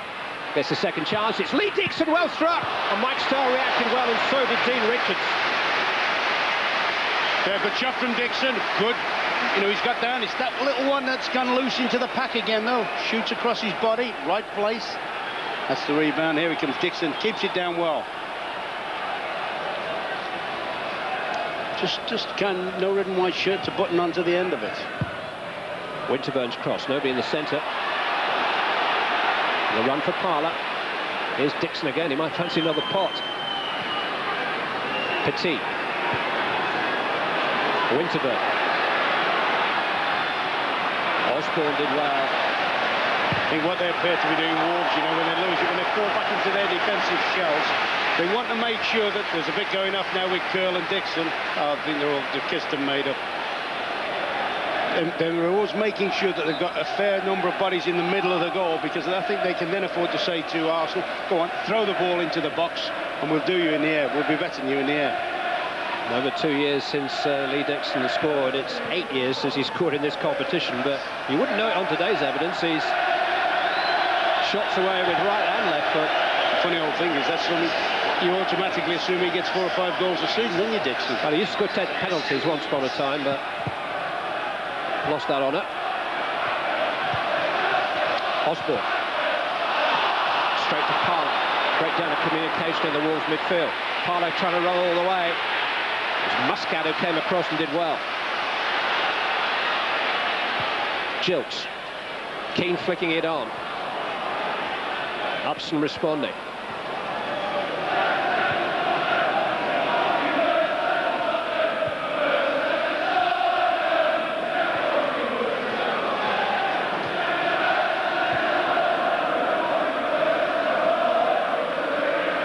Both sides have had moments in the second half to encourage them to think this could be their day. I certainly think since the break that Arsenal have driven the game a little bit more, but they've left themselves vulnerable, as we've just seen. You know, at the moment they're playing more like the home team, Arsenal. We've had an hour, it's 1-1. Mark Overmars after 10 minutes, equalised by Havard Flo 10 minutes before the break. Here is Overmars. Winterburn lending support. He'll do well to catch up with Overmars, though. That's that untidy one again. I tell you, they've pushed him in field. He's been very, very untidy there, Overmars. I'm still a bit surprised. I know you're talking about Winterburn making a big overlap run. I'm still a bit surprised that Overmars doesn't try and have a go at the outside of the defence. He's quick enough and well good enough to. Keane held up by Parlour.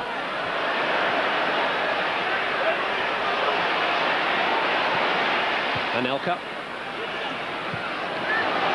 Muscat leaning into Parlour and making that his. Robbie Keane. Curl away. Only as far as Adams. Now Petit. Ball Flo was there. Upson won't thank him for that headed pass. Away by Richards, on by Emblin. Only as far as Upson. Petit. Lovely ebb and flow about the game now. Overmars. Petit. Anelka. I think if you're playing against Overmars, you're more than happy to see him just drop the little ball either inside to a midfield player or back to his fullback, you know. What you don't like when Overmars is playing against you, you don't like him roaring at you and sitting you on your backside sort of thing. Parlour to Gard. Just opened up there for Remy Gard momentarily. And now for Nicholas Anelka. Through the goalkeeper's legs. Player's already stopped. It was offside. Dean Richards managed to hook it off the line anyway, but all that was irrelevant once the flag had been raised.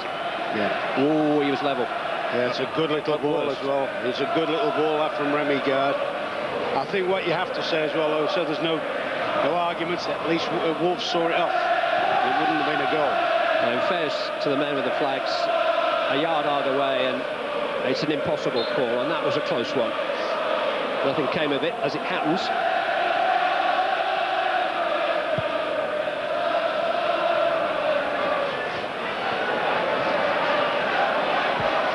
Adams to Parlour. Looking for Overmars, over the head of Mark Atkins. Lovely pass. Overmars jabbed infield towards guard, cleared by Kerr. This is Winterburn. Now Bergkamp. Winterburn has gone on. Emmanuel Petit. Winterburn. Played inside the fullback to Overmars. Poor ball. He's got another chance. Curl blocked this one, Richards blocked the first. Down as far as Bergkamp. Oh, good save by Stahl. And Muscat it was who hooked it away. I don't think Mike Stahl saw that until very, very late. Sweet strike from Dennis Bergkamp. Yeah. Two poor balls, actually. Both got charged down. That was a lucky ricochet, but that's Bergkamp. That's vintage Bergkamp. Great shot, instant trigger. Fortunately, Stahl was able to just get a block on it. Remy Gard with the corner. Kevin Muscat with the header. Emmanuel Petit back out to Gard on the left flank. This time Dean Richards deals with it. It's Robbie Keane for Wolves. Michael Gilks. Trying to run Bergkamp.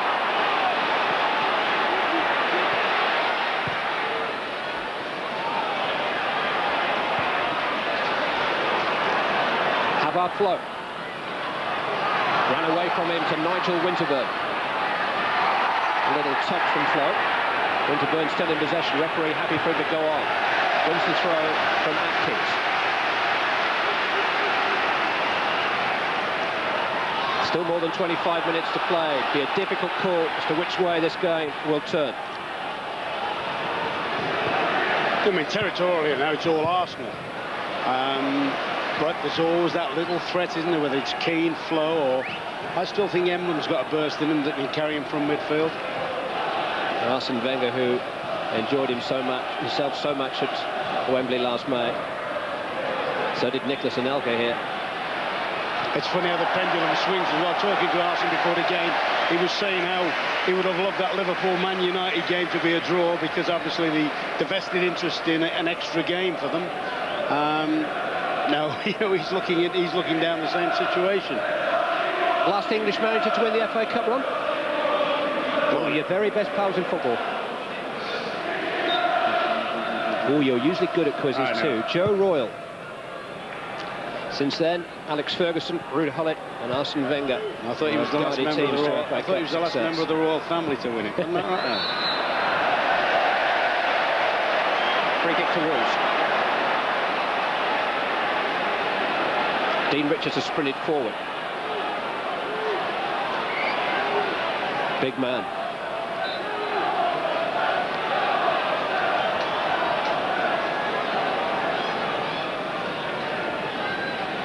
It's Keith Curl's free kick. In towards Neil Emblem. That's the clever one. Just I wondered about that. You talked about Dean Richards coming up. Dean Richards has come up just to pull Tony Adams, who's Arsenal's biggest size, if you like, pull him right out to the side and play the ball into the middle. For Emblem that time, you've got the targets, Emblem and Flo.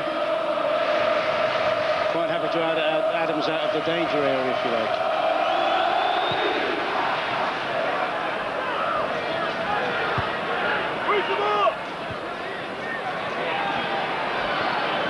Petit. Muscat. Gilks. Dixon got in a challenge. Guard to Bergkamp. Now Dixon. This is Anelka.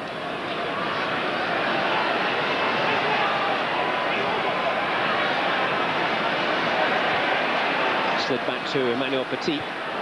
Now Nigel Winterburn.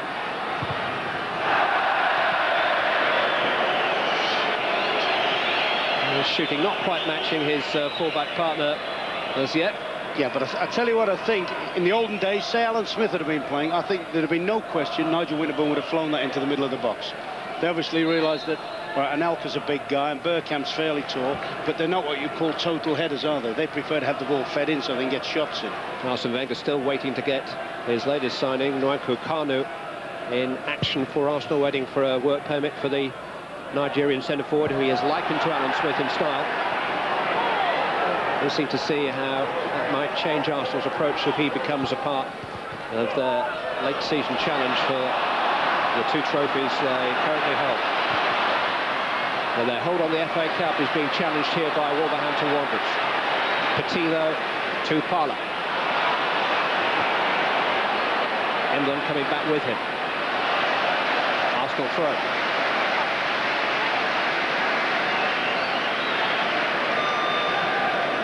It's interesting, a year ago Arsenal were 5th in the league, they were still in the League Cup, now they're 4th in the Premiership. The Worthington Cup is out of their reach. Their table is clear ahead of them. And they can find the same kind of form again. Dixon, away by Curl. Robbed by Flo. Now Osborne. Keane, quickly tackled by Upson. Certainly hasn't let Arsenal down alongside Adams in defence, Matthew Upson.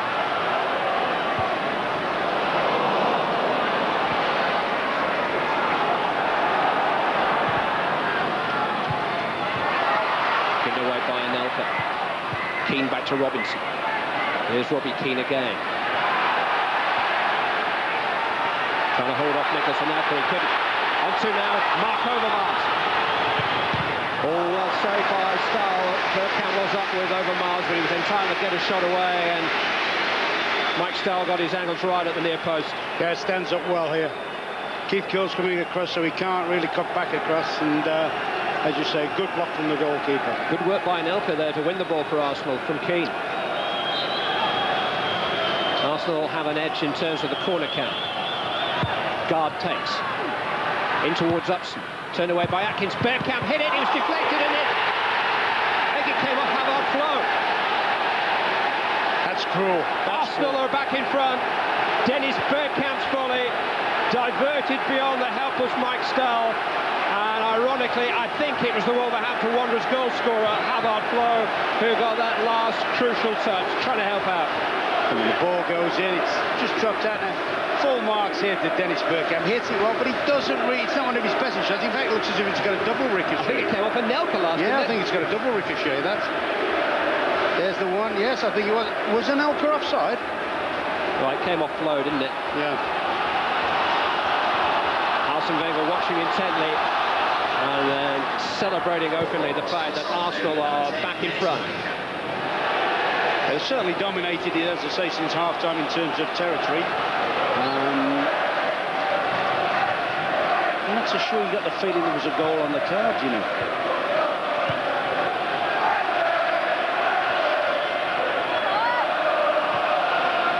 Well, an element of fortune about the goal. Arsenal certainly had a territorial advantage in this second period. They now have a real advantage. And it's a big question as to whether Wolves can come back again. I wonder whether Wolves might now take a little throw on, you know, possibly put Connolly up front and drop Keane in just behind the front two. I've seen Connolly and Keane play together earlier in the season, and some of their link-up play was excellent. David Connolly, Keane's fellow Irish international, is one of the substitutes available to Wolves. They have the young German winger Robert Nistroy too from the right, and maybe Paul Simpson, the more experienced left winger, to come on the other flank. I certainly think if I was the Wolves manager now, I'd be maybe looking to take possibly Jiltsov, who hasn't really, apart from that little run in the first half, hasn't really been involved in the game.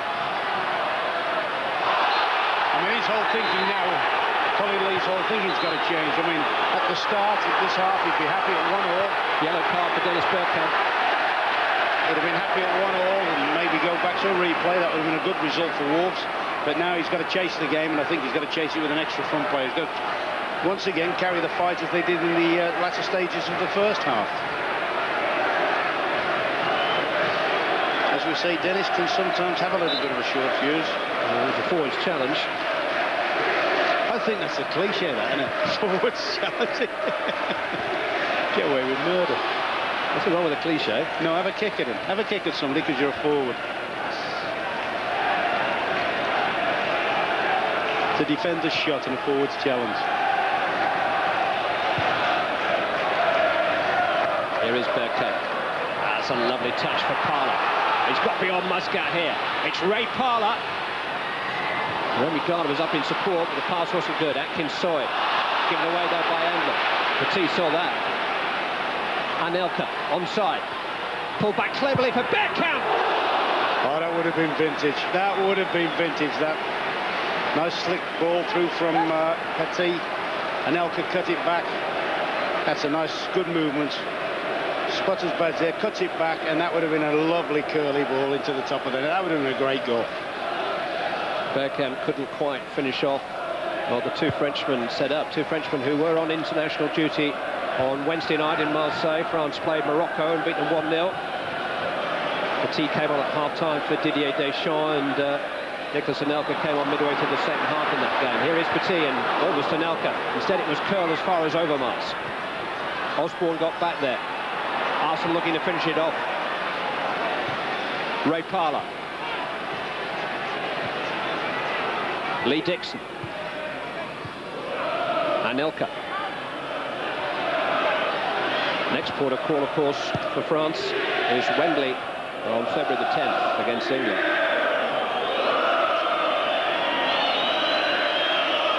Here's England under-21's Matthew Upson to England's Tony Adams.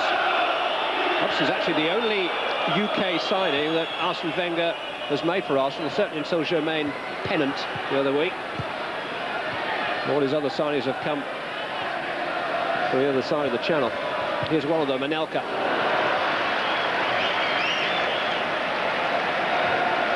This is the goal that separates the two teams. Who got the last touch, Ron? I think it was maybe Keith Curle in front of Anelka. I think it was a double ricochet, that. Flo got his head to it, and then I think it just sort of came off the hip of Keith Curle. Yeah, I think Flo was going to score. I think Flo had directed his header perfect, but I think Curle's helped him. But a cruel one. Not the best shot that Bergkamp's ever hit either. That won't bother him. Robbie Keane. Mark Atkins. Arsenal have a problem with Remy Gard down at the moment. That would be a blow for them because he's had a tremendous... I think he's been excellent for them today, Remy Gard. I mean, he is one of the very, very unsung players in the camp.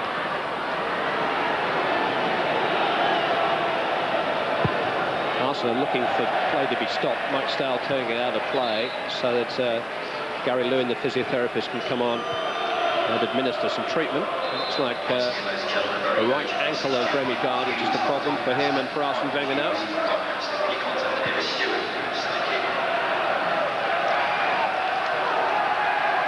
Arsenal's route down Wembley Way was an away day excursion last year. They didn't win a single tie at Highbury.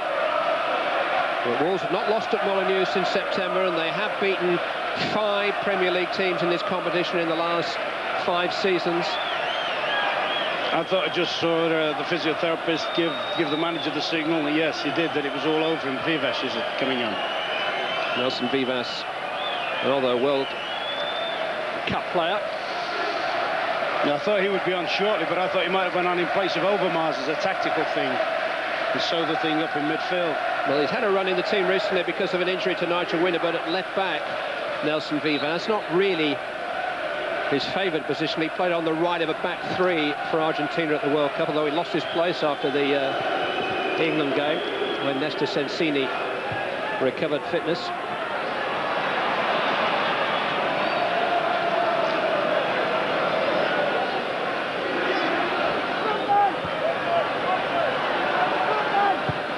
Arsenal playing with 10 men for the moment, but now there'll be an opportunity for Vivas to come on. And there's the man who's going to be replaced. Vivas for Gard.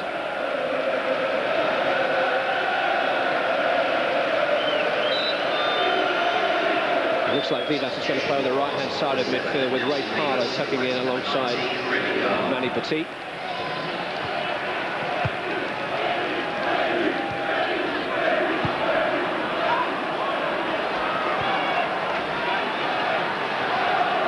No change from Wolves yet. They need to change something. Trailing to Dennis Bergkamp's deflected goal in the second half.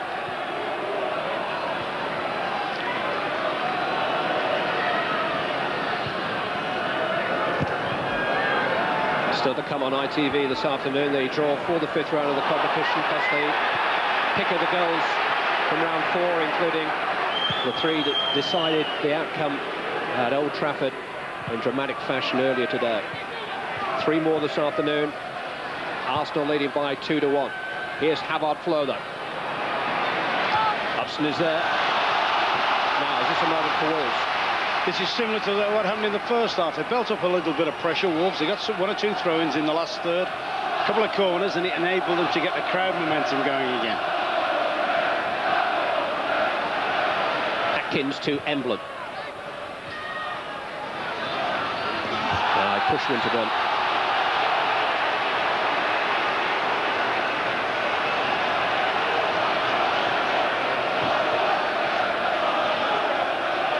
Remy Gard's afternoon is over. Nobody's done more than him, I don't think, for Arsenal today. I thought he had a smashing contribution.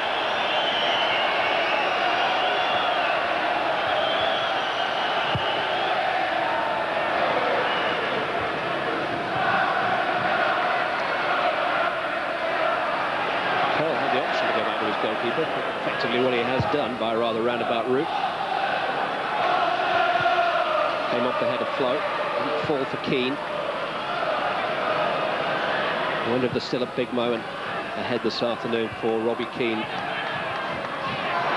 He's very much the focal point of all the pre-match hype. Arsenal rumoured to be one of the teams keen to sign him. This is Dixon. Got away from Muscat. Not from Emblem, though. Clean challenge by Neil Emblem. This is Muscat. Put out by Petit. Anelka is onside here. Turning away from Curl, running into Muscat, though.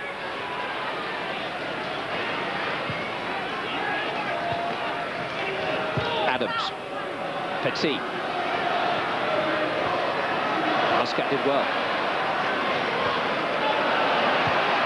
Very well. It's found Michael Gilks. Good work by Ray Parlour that time for Arsenal.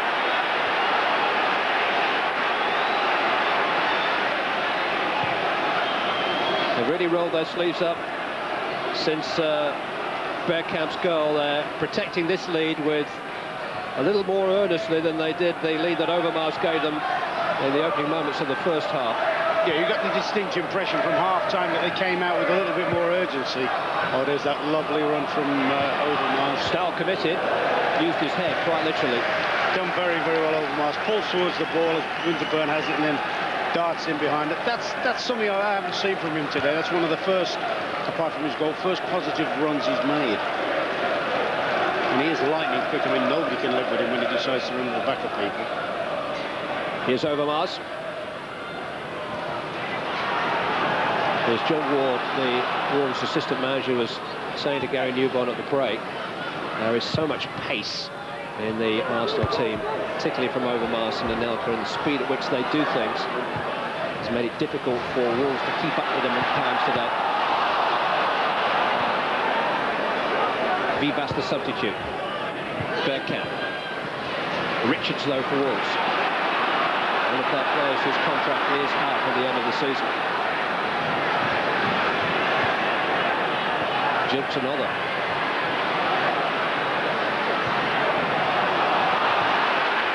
Atkins another. Only some like exchange of mark, but Anelka is offside here. But it is a problem for Connolly. Trying to make plans for next season. I'm wondering whether he's in those plans. He's got Steve Sedgley and Paul Simpson ready to come on. Two very experienced players. Carl Robinson and Michael Gilks are going to make way. The two wide midfield players for Wolves go. I just wonder whether he might go through at the back, you know. Just go through at the back and push everybody else forward. Steve Sedgley, number 15, who was a cup winner with Tottenham Hotspur back in 1991, and Paul Simpson, another very experienced man, once of Manchester City and Oxford and Derby, essentially making an immediate impact. Tottenham, of course, beat Arsenal in the semi-final that year in the Gascoigne semi at Wembley. Essentially played in that game. Colin Lee has played his cards.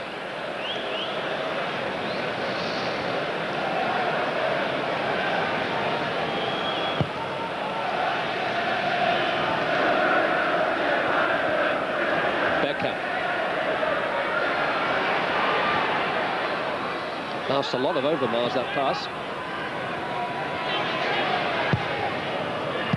Away by Curl. Emblem first to it, it ran for Ray Parler. Strong shot, but Stowell held on that time.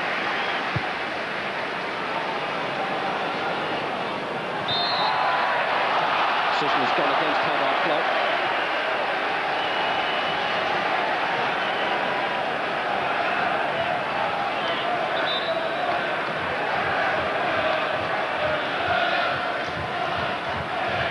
Neil Emblem, who's gone wide to the right-hand side with Sechley.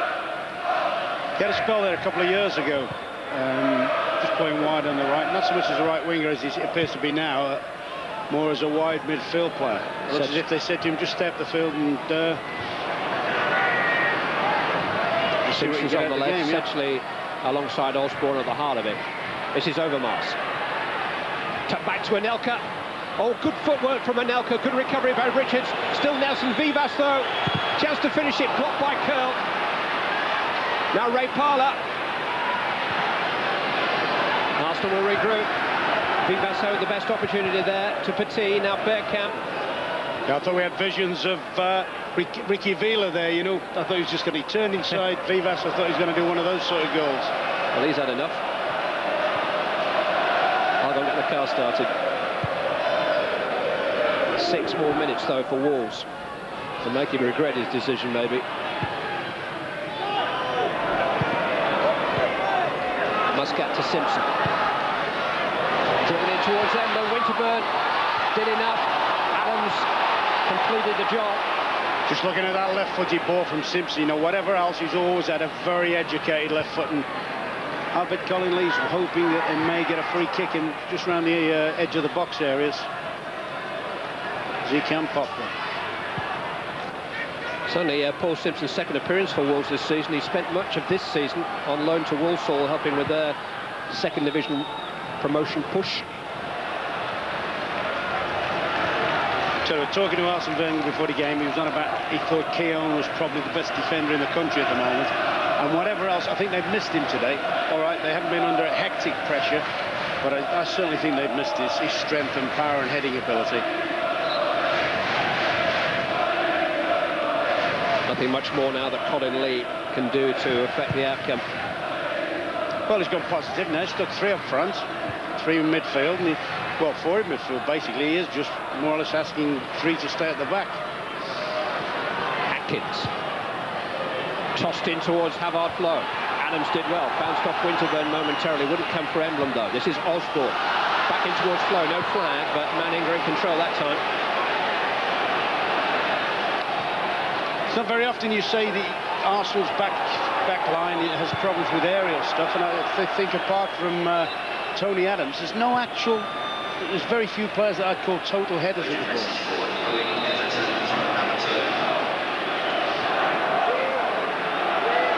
4 more minutes. Free kick which Keith Kerr will take. It's only a big man to aim at. Havard Flow is there. Neil Emblem is there. Dean Richards is there. Now the referee has just had a word with the linesman on the far side, and there's a red card here. Something has happened off the ball.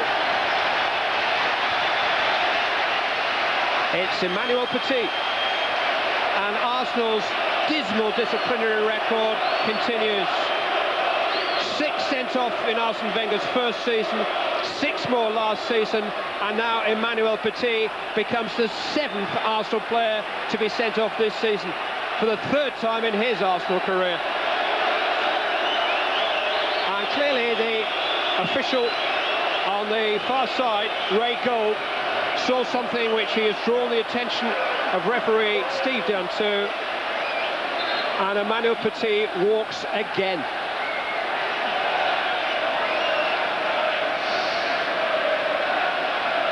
Grimondi and Vieira were sent off over the Christmas period, and now Petit follows them. We understand something he said to the linesman. Arsenal are going to make a change to try and shore things up and withdraw Nicolas Anelka and replace him with Gilles Grimondi. But it is an Achilles heel for Arsenal. They're continuing problems with authority.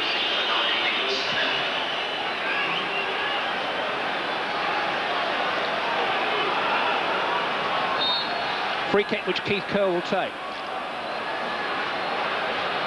Bound to be a lot of stoppage time.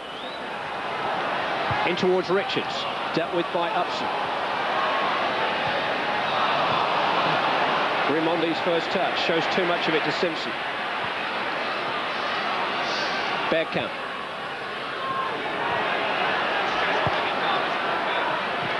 Adams, nicely done.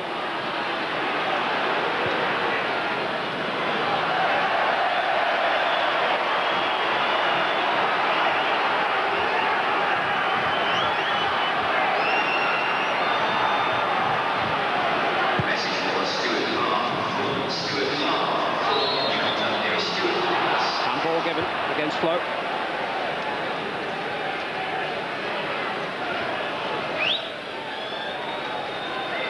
Time running out for Wolverhampton Wanderers against a 10-man Arsenal now. Overmars. Oh, he saw Stahl just a few yards off his line. But surely at this stage of the game, OK, surely at this stage of the game, you're looking for Overmars to carry the thing right into the final third, right into the top corner of the field. Buy time in there.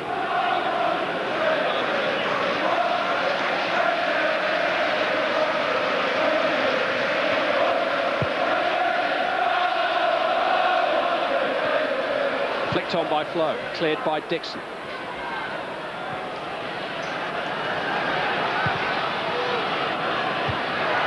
Another strong header from Matthew Upson. Bergkamp getting involved in some jostling with Curle. Dixon away.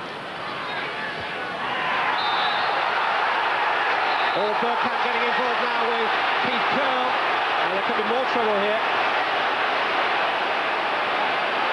Curle reacted. And Grimondi has just thrown the ball at somebody in the midst of the melee. What is going on here? Well, this is sheer stupidity. It hasn't been the fieriest of games, to be fair. It's been a fairly placid affair for a cup tie, I think. Now, all of a sudden, petulance has crept in. I don't know what Petty did. We understand he said something. Whether he said it in French, English, or what, we don't know. But that is stupid, that. Now, Bergkamp is trying to appeal on behalf of Keith Curle. Cards are out again.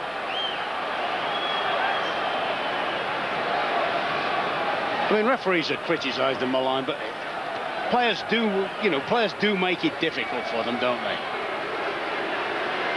Looks like yellow. It is for Keith Curle. Certainly appeared to be a blow struck. And then Grimondi just hurled the ball at somebody. Tony Adams forward.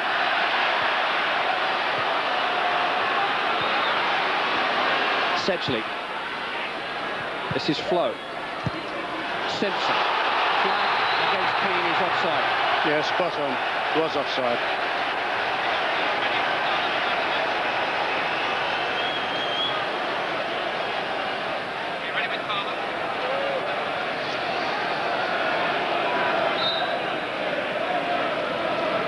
Mark Overmars gave Arsenal the lead after 10 minutes. Hamad Flo equalised 10 minutes before the break. But a deflected goal hit by Dennis Bergkamp midway through the second half separates the two teams. Ron, amidst all this, you've got to nominate a man of the match for us, please. Yeah, well, I mean, there hasn't been too many outstanding performances. Let's see this through. We might be another man of the match yet. Keane. Out as far as Simpson. Going across. Chance for Dean Richards. The flag's on. Offside. Well, that was close. He was off with this good spot, but there was that fierce left-footed ball into the box again. So for me, it's got to be one of the, if you like, one of the workaday players. There he is. Ooh, it's close. He is off. I think. I'm not sure. I know what you're saying. Oh, that was good, but it has been worn back anyway. First of all, I was going to have Remy Gard. He went off. Then, of course, Petty was a contender, and that's stupid, the thing he appears to have done. So he's worked up and down the pitch. He's done very well for him. He hasn't had a flary game, but he's worked very hard, Parlour. Ray Parlour, man of the match in last season's cup final, is Ron Atkinson's man of the match today. Stephen Hughes has come on for Arsenal. Wolverhampton Wanderers are going to make a change too, with David Connolly replacing Mark Atkins. We've had 2.5 minutes of stoppage time. There is David Connolly rather belatedly.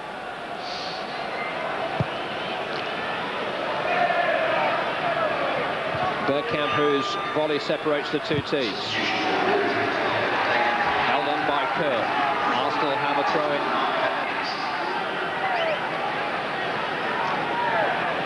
Here is Stephen Hughes, who's been out of action through injury. Not figured in the last couple of months. One last chance maybe for Wolves to rescue it. Keith Curl in towards Richards. A little flick off Flo. Sebsi trying to make something of it. Richards trying to make something of it. Oh, there's a handball there. Free kick to Wolves. Grimondi is the guilty man. We had a dramatic finish at Old Trafford earlier today. A dramatic finish you'll see a little later in our programme. Are we going to see a dramatic finish live on ITV now? I tell you what I said earlier, Simpson's got a hell of a left foot. No matter who he's playing against, he's well capable in this position. It's now or never for Wolverhampton Wanderers. Nearly 4 minutes of added time played. Number 11 is Osborne, number 3 Muscat. It's Paul Simpson. This wouldn't come down for him. And after all sorts of ups and downs, Arsenal may well be home and dry. It's strange because there wasn't a lot of heat in the game, was there? Sending off, and then one or two players a bit lucky that they didn't get sent off in another fracas.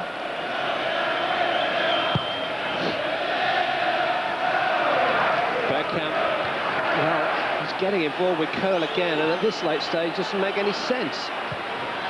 I'll tell you what, Keith will be agitating him though. There's no danger about that. Well, he's been sent off this season too. Here is Curl. He'll be winding him right up. That's it. The cup holders' grasp on the trophy remains thanks to Dennis Bergkamp's deflected volley midway through the second half of a tough tie for Arsenal here at Molineux. An element of fortune about the deciding goal. Bergkamp's volley striking first Flo and then Curl. Arsenal hung on despite losing Emmanuel Petit, sent off in the closing moments, and go into the hat for the last 16 of the FA Cup.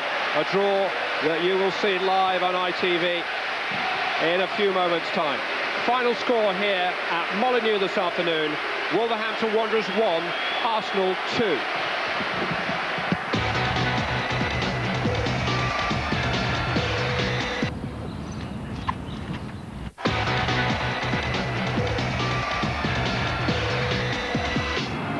It's finished 2-1 here at Molineux. The cup holders are in the draw for the 5th round. Gary Newbon is with Arsene Wenger. A quick reaction to Petit sending off. I don't know what happened. I think apparently he's used strong language at the assistant referee. Yes, but everybody in the dressing room said it's not right, it's not true, and I'm not happy at all with the referee today. You're happy with the result though, but what was wrong with the referee? I don't want to speak about that, but I just think I'm not happy at all. And the result? Result, I think it was Wolves played well, had a very good first half, and made it very difficult for us. It was a difficult game where we had to show our usual strengths, our usual spirit, and keep the pace high to make a difference in the second half. It was never easy, and they were a good side today, and deserve a lot of respect. Thank you very much. Thank you. Not happy with the ref, he says, but we'll look at that in a moment. Lucky old Arsenal, he said, because of the way they got the winner. Kenny? I don't think they were lucky. I think the turning point was when Flo hit the post after about 55 minutes. But this is the winning goal. It's just an obvious corner knocked in. Mark Atkins gets it cleared, but no well enough, unfortunately, just to the edge of the box. It's a good hit. He's put his head on it. It comes off Flo's head, off Curl's thigh, and in the back of the net. It looks as if Anelka might be offside, but Jolks has come running out after it's been struck. So I think that goal might have been fortunate, but remember the corner came for a great save for the goalkeeper from Overmars. Yeah. We can have a look at the Petit sending off. We think we can clear. We know that he's definitely waving his arms here, Gareth, isn't he? Yeah, I mean, you can see here the play is going on, and he's still having to go at the linesman. Complaining about an offside, yeah? Yeah, I mean, whether he said something, I mean, the linesman's done well to hear him from there, to be fair, but, you know, only he knows what's happened. But it's a shame because that'll overshadow the game in the papers again tomorrow. And, do you think they just deserved it? Definitely, yeah. I mean, they were in control of the game. They had Wolves pinned back for a long period of the second half, and Wolves, after they hit the post, never really threatened. OK. Well, more from the two men here in a few moments. But now a chance to reflect on how events unfolded earlier this afternoon at Old Trafford. with what surely is now the winner for Manchester United.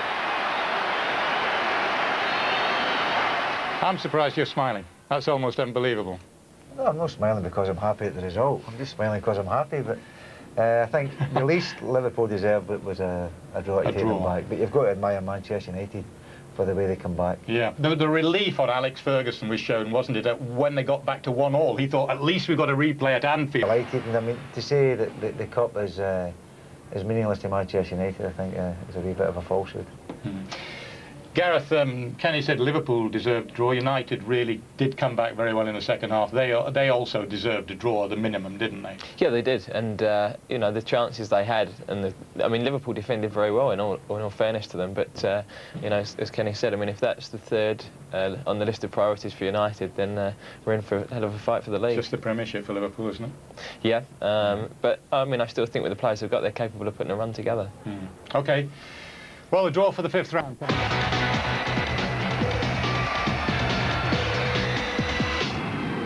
Hello again. We're just about set to go to Wembley for the 5th round draw. En route, a few numbers to listen out for. The holders, Arsenal, they're number 2. That exciting young Leeds side, 5.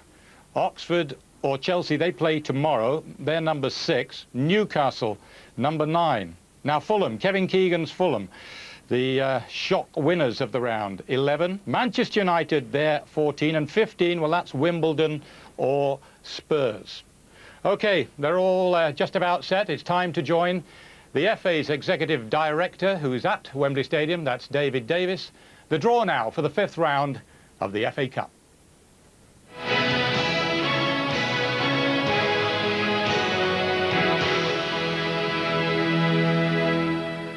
Good evening and welcome here to the banqueting hall inside Wembley Stadium. And after all the drama and excitement of this afternoon and yesterday, you just sense the 20 teams still left in the FA Cup, sponsored of course by AXA, have a whiff at least of making it to Wembley, to this place, for the final on May the 22nd. In our audience, some of those with particular interest in today's proceedings, the supporters of course, plus Chris Coleman, one of Fulham's heroes in yesterday's famous victory at Villa Park, and Jason Roberts, whose 2 goals helped put Bristol Rovers into the draw as well. And to make that draw, well, remember a famous FA Cup final and its replay here at Wembley a mere 18 years ago. John Bond led out his Manchester City team against Tottenham, and the excitement certainly got to City's Tommy Hutchison, who managed to score for both sides in the first match.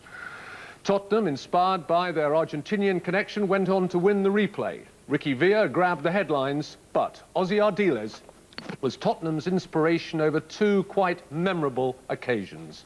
Ladies and gentlemen, please welcome John Bond and Ossie Ardiles.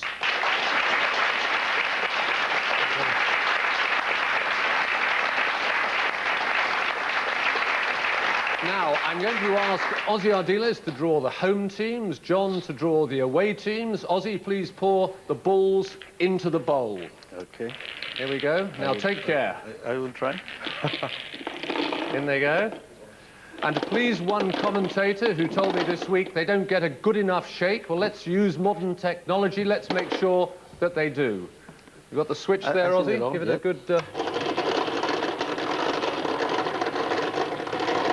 OK. Enough of that. Off it goes. And on we go with the draw. If you draw the first ball, please. Number 2. Number 2 is Arsenal. Number 7. We'll play number 7, Sheffield United or Cardiff City. Number 4. Number 4 is Wrexham or Huddersfield Town. We'll play 13. We'll play number 13, Derby County, away again. Number 5. Number 5 is Leeds United at home at Elland Road. 15. We'll play number 15, Wimbledon or Tottenham. A few groans there, Ossie. Number 8. Number 8 is Barnsley. Number 3. At home to Bristol Rovers. Number 1. Is Sheffield Wednesday at home at Hillsborough. Number 6. to Oxford United or Chelsea, who play tomorrow, of course. Number 16. Number 16 is Everton. Number 10. At home to Coventry City, away again in their case as well. Number 9. Number 9 is Newcastle United. Number 12. At home to Blackburn Rovers. Brian Kidd's Blackburn Rovers. Number 14. Manchester United, at home at Old Trafford. Good one, Chris. Number 11.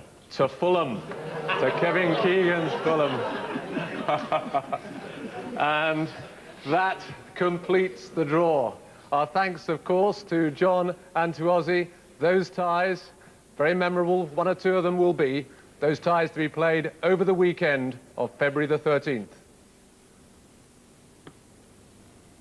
Unbelievable. Thanks to everyone at Wembley. Here's confirmation of the draw. Arsenal versus Sheffield United or Cardiff City.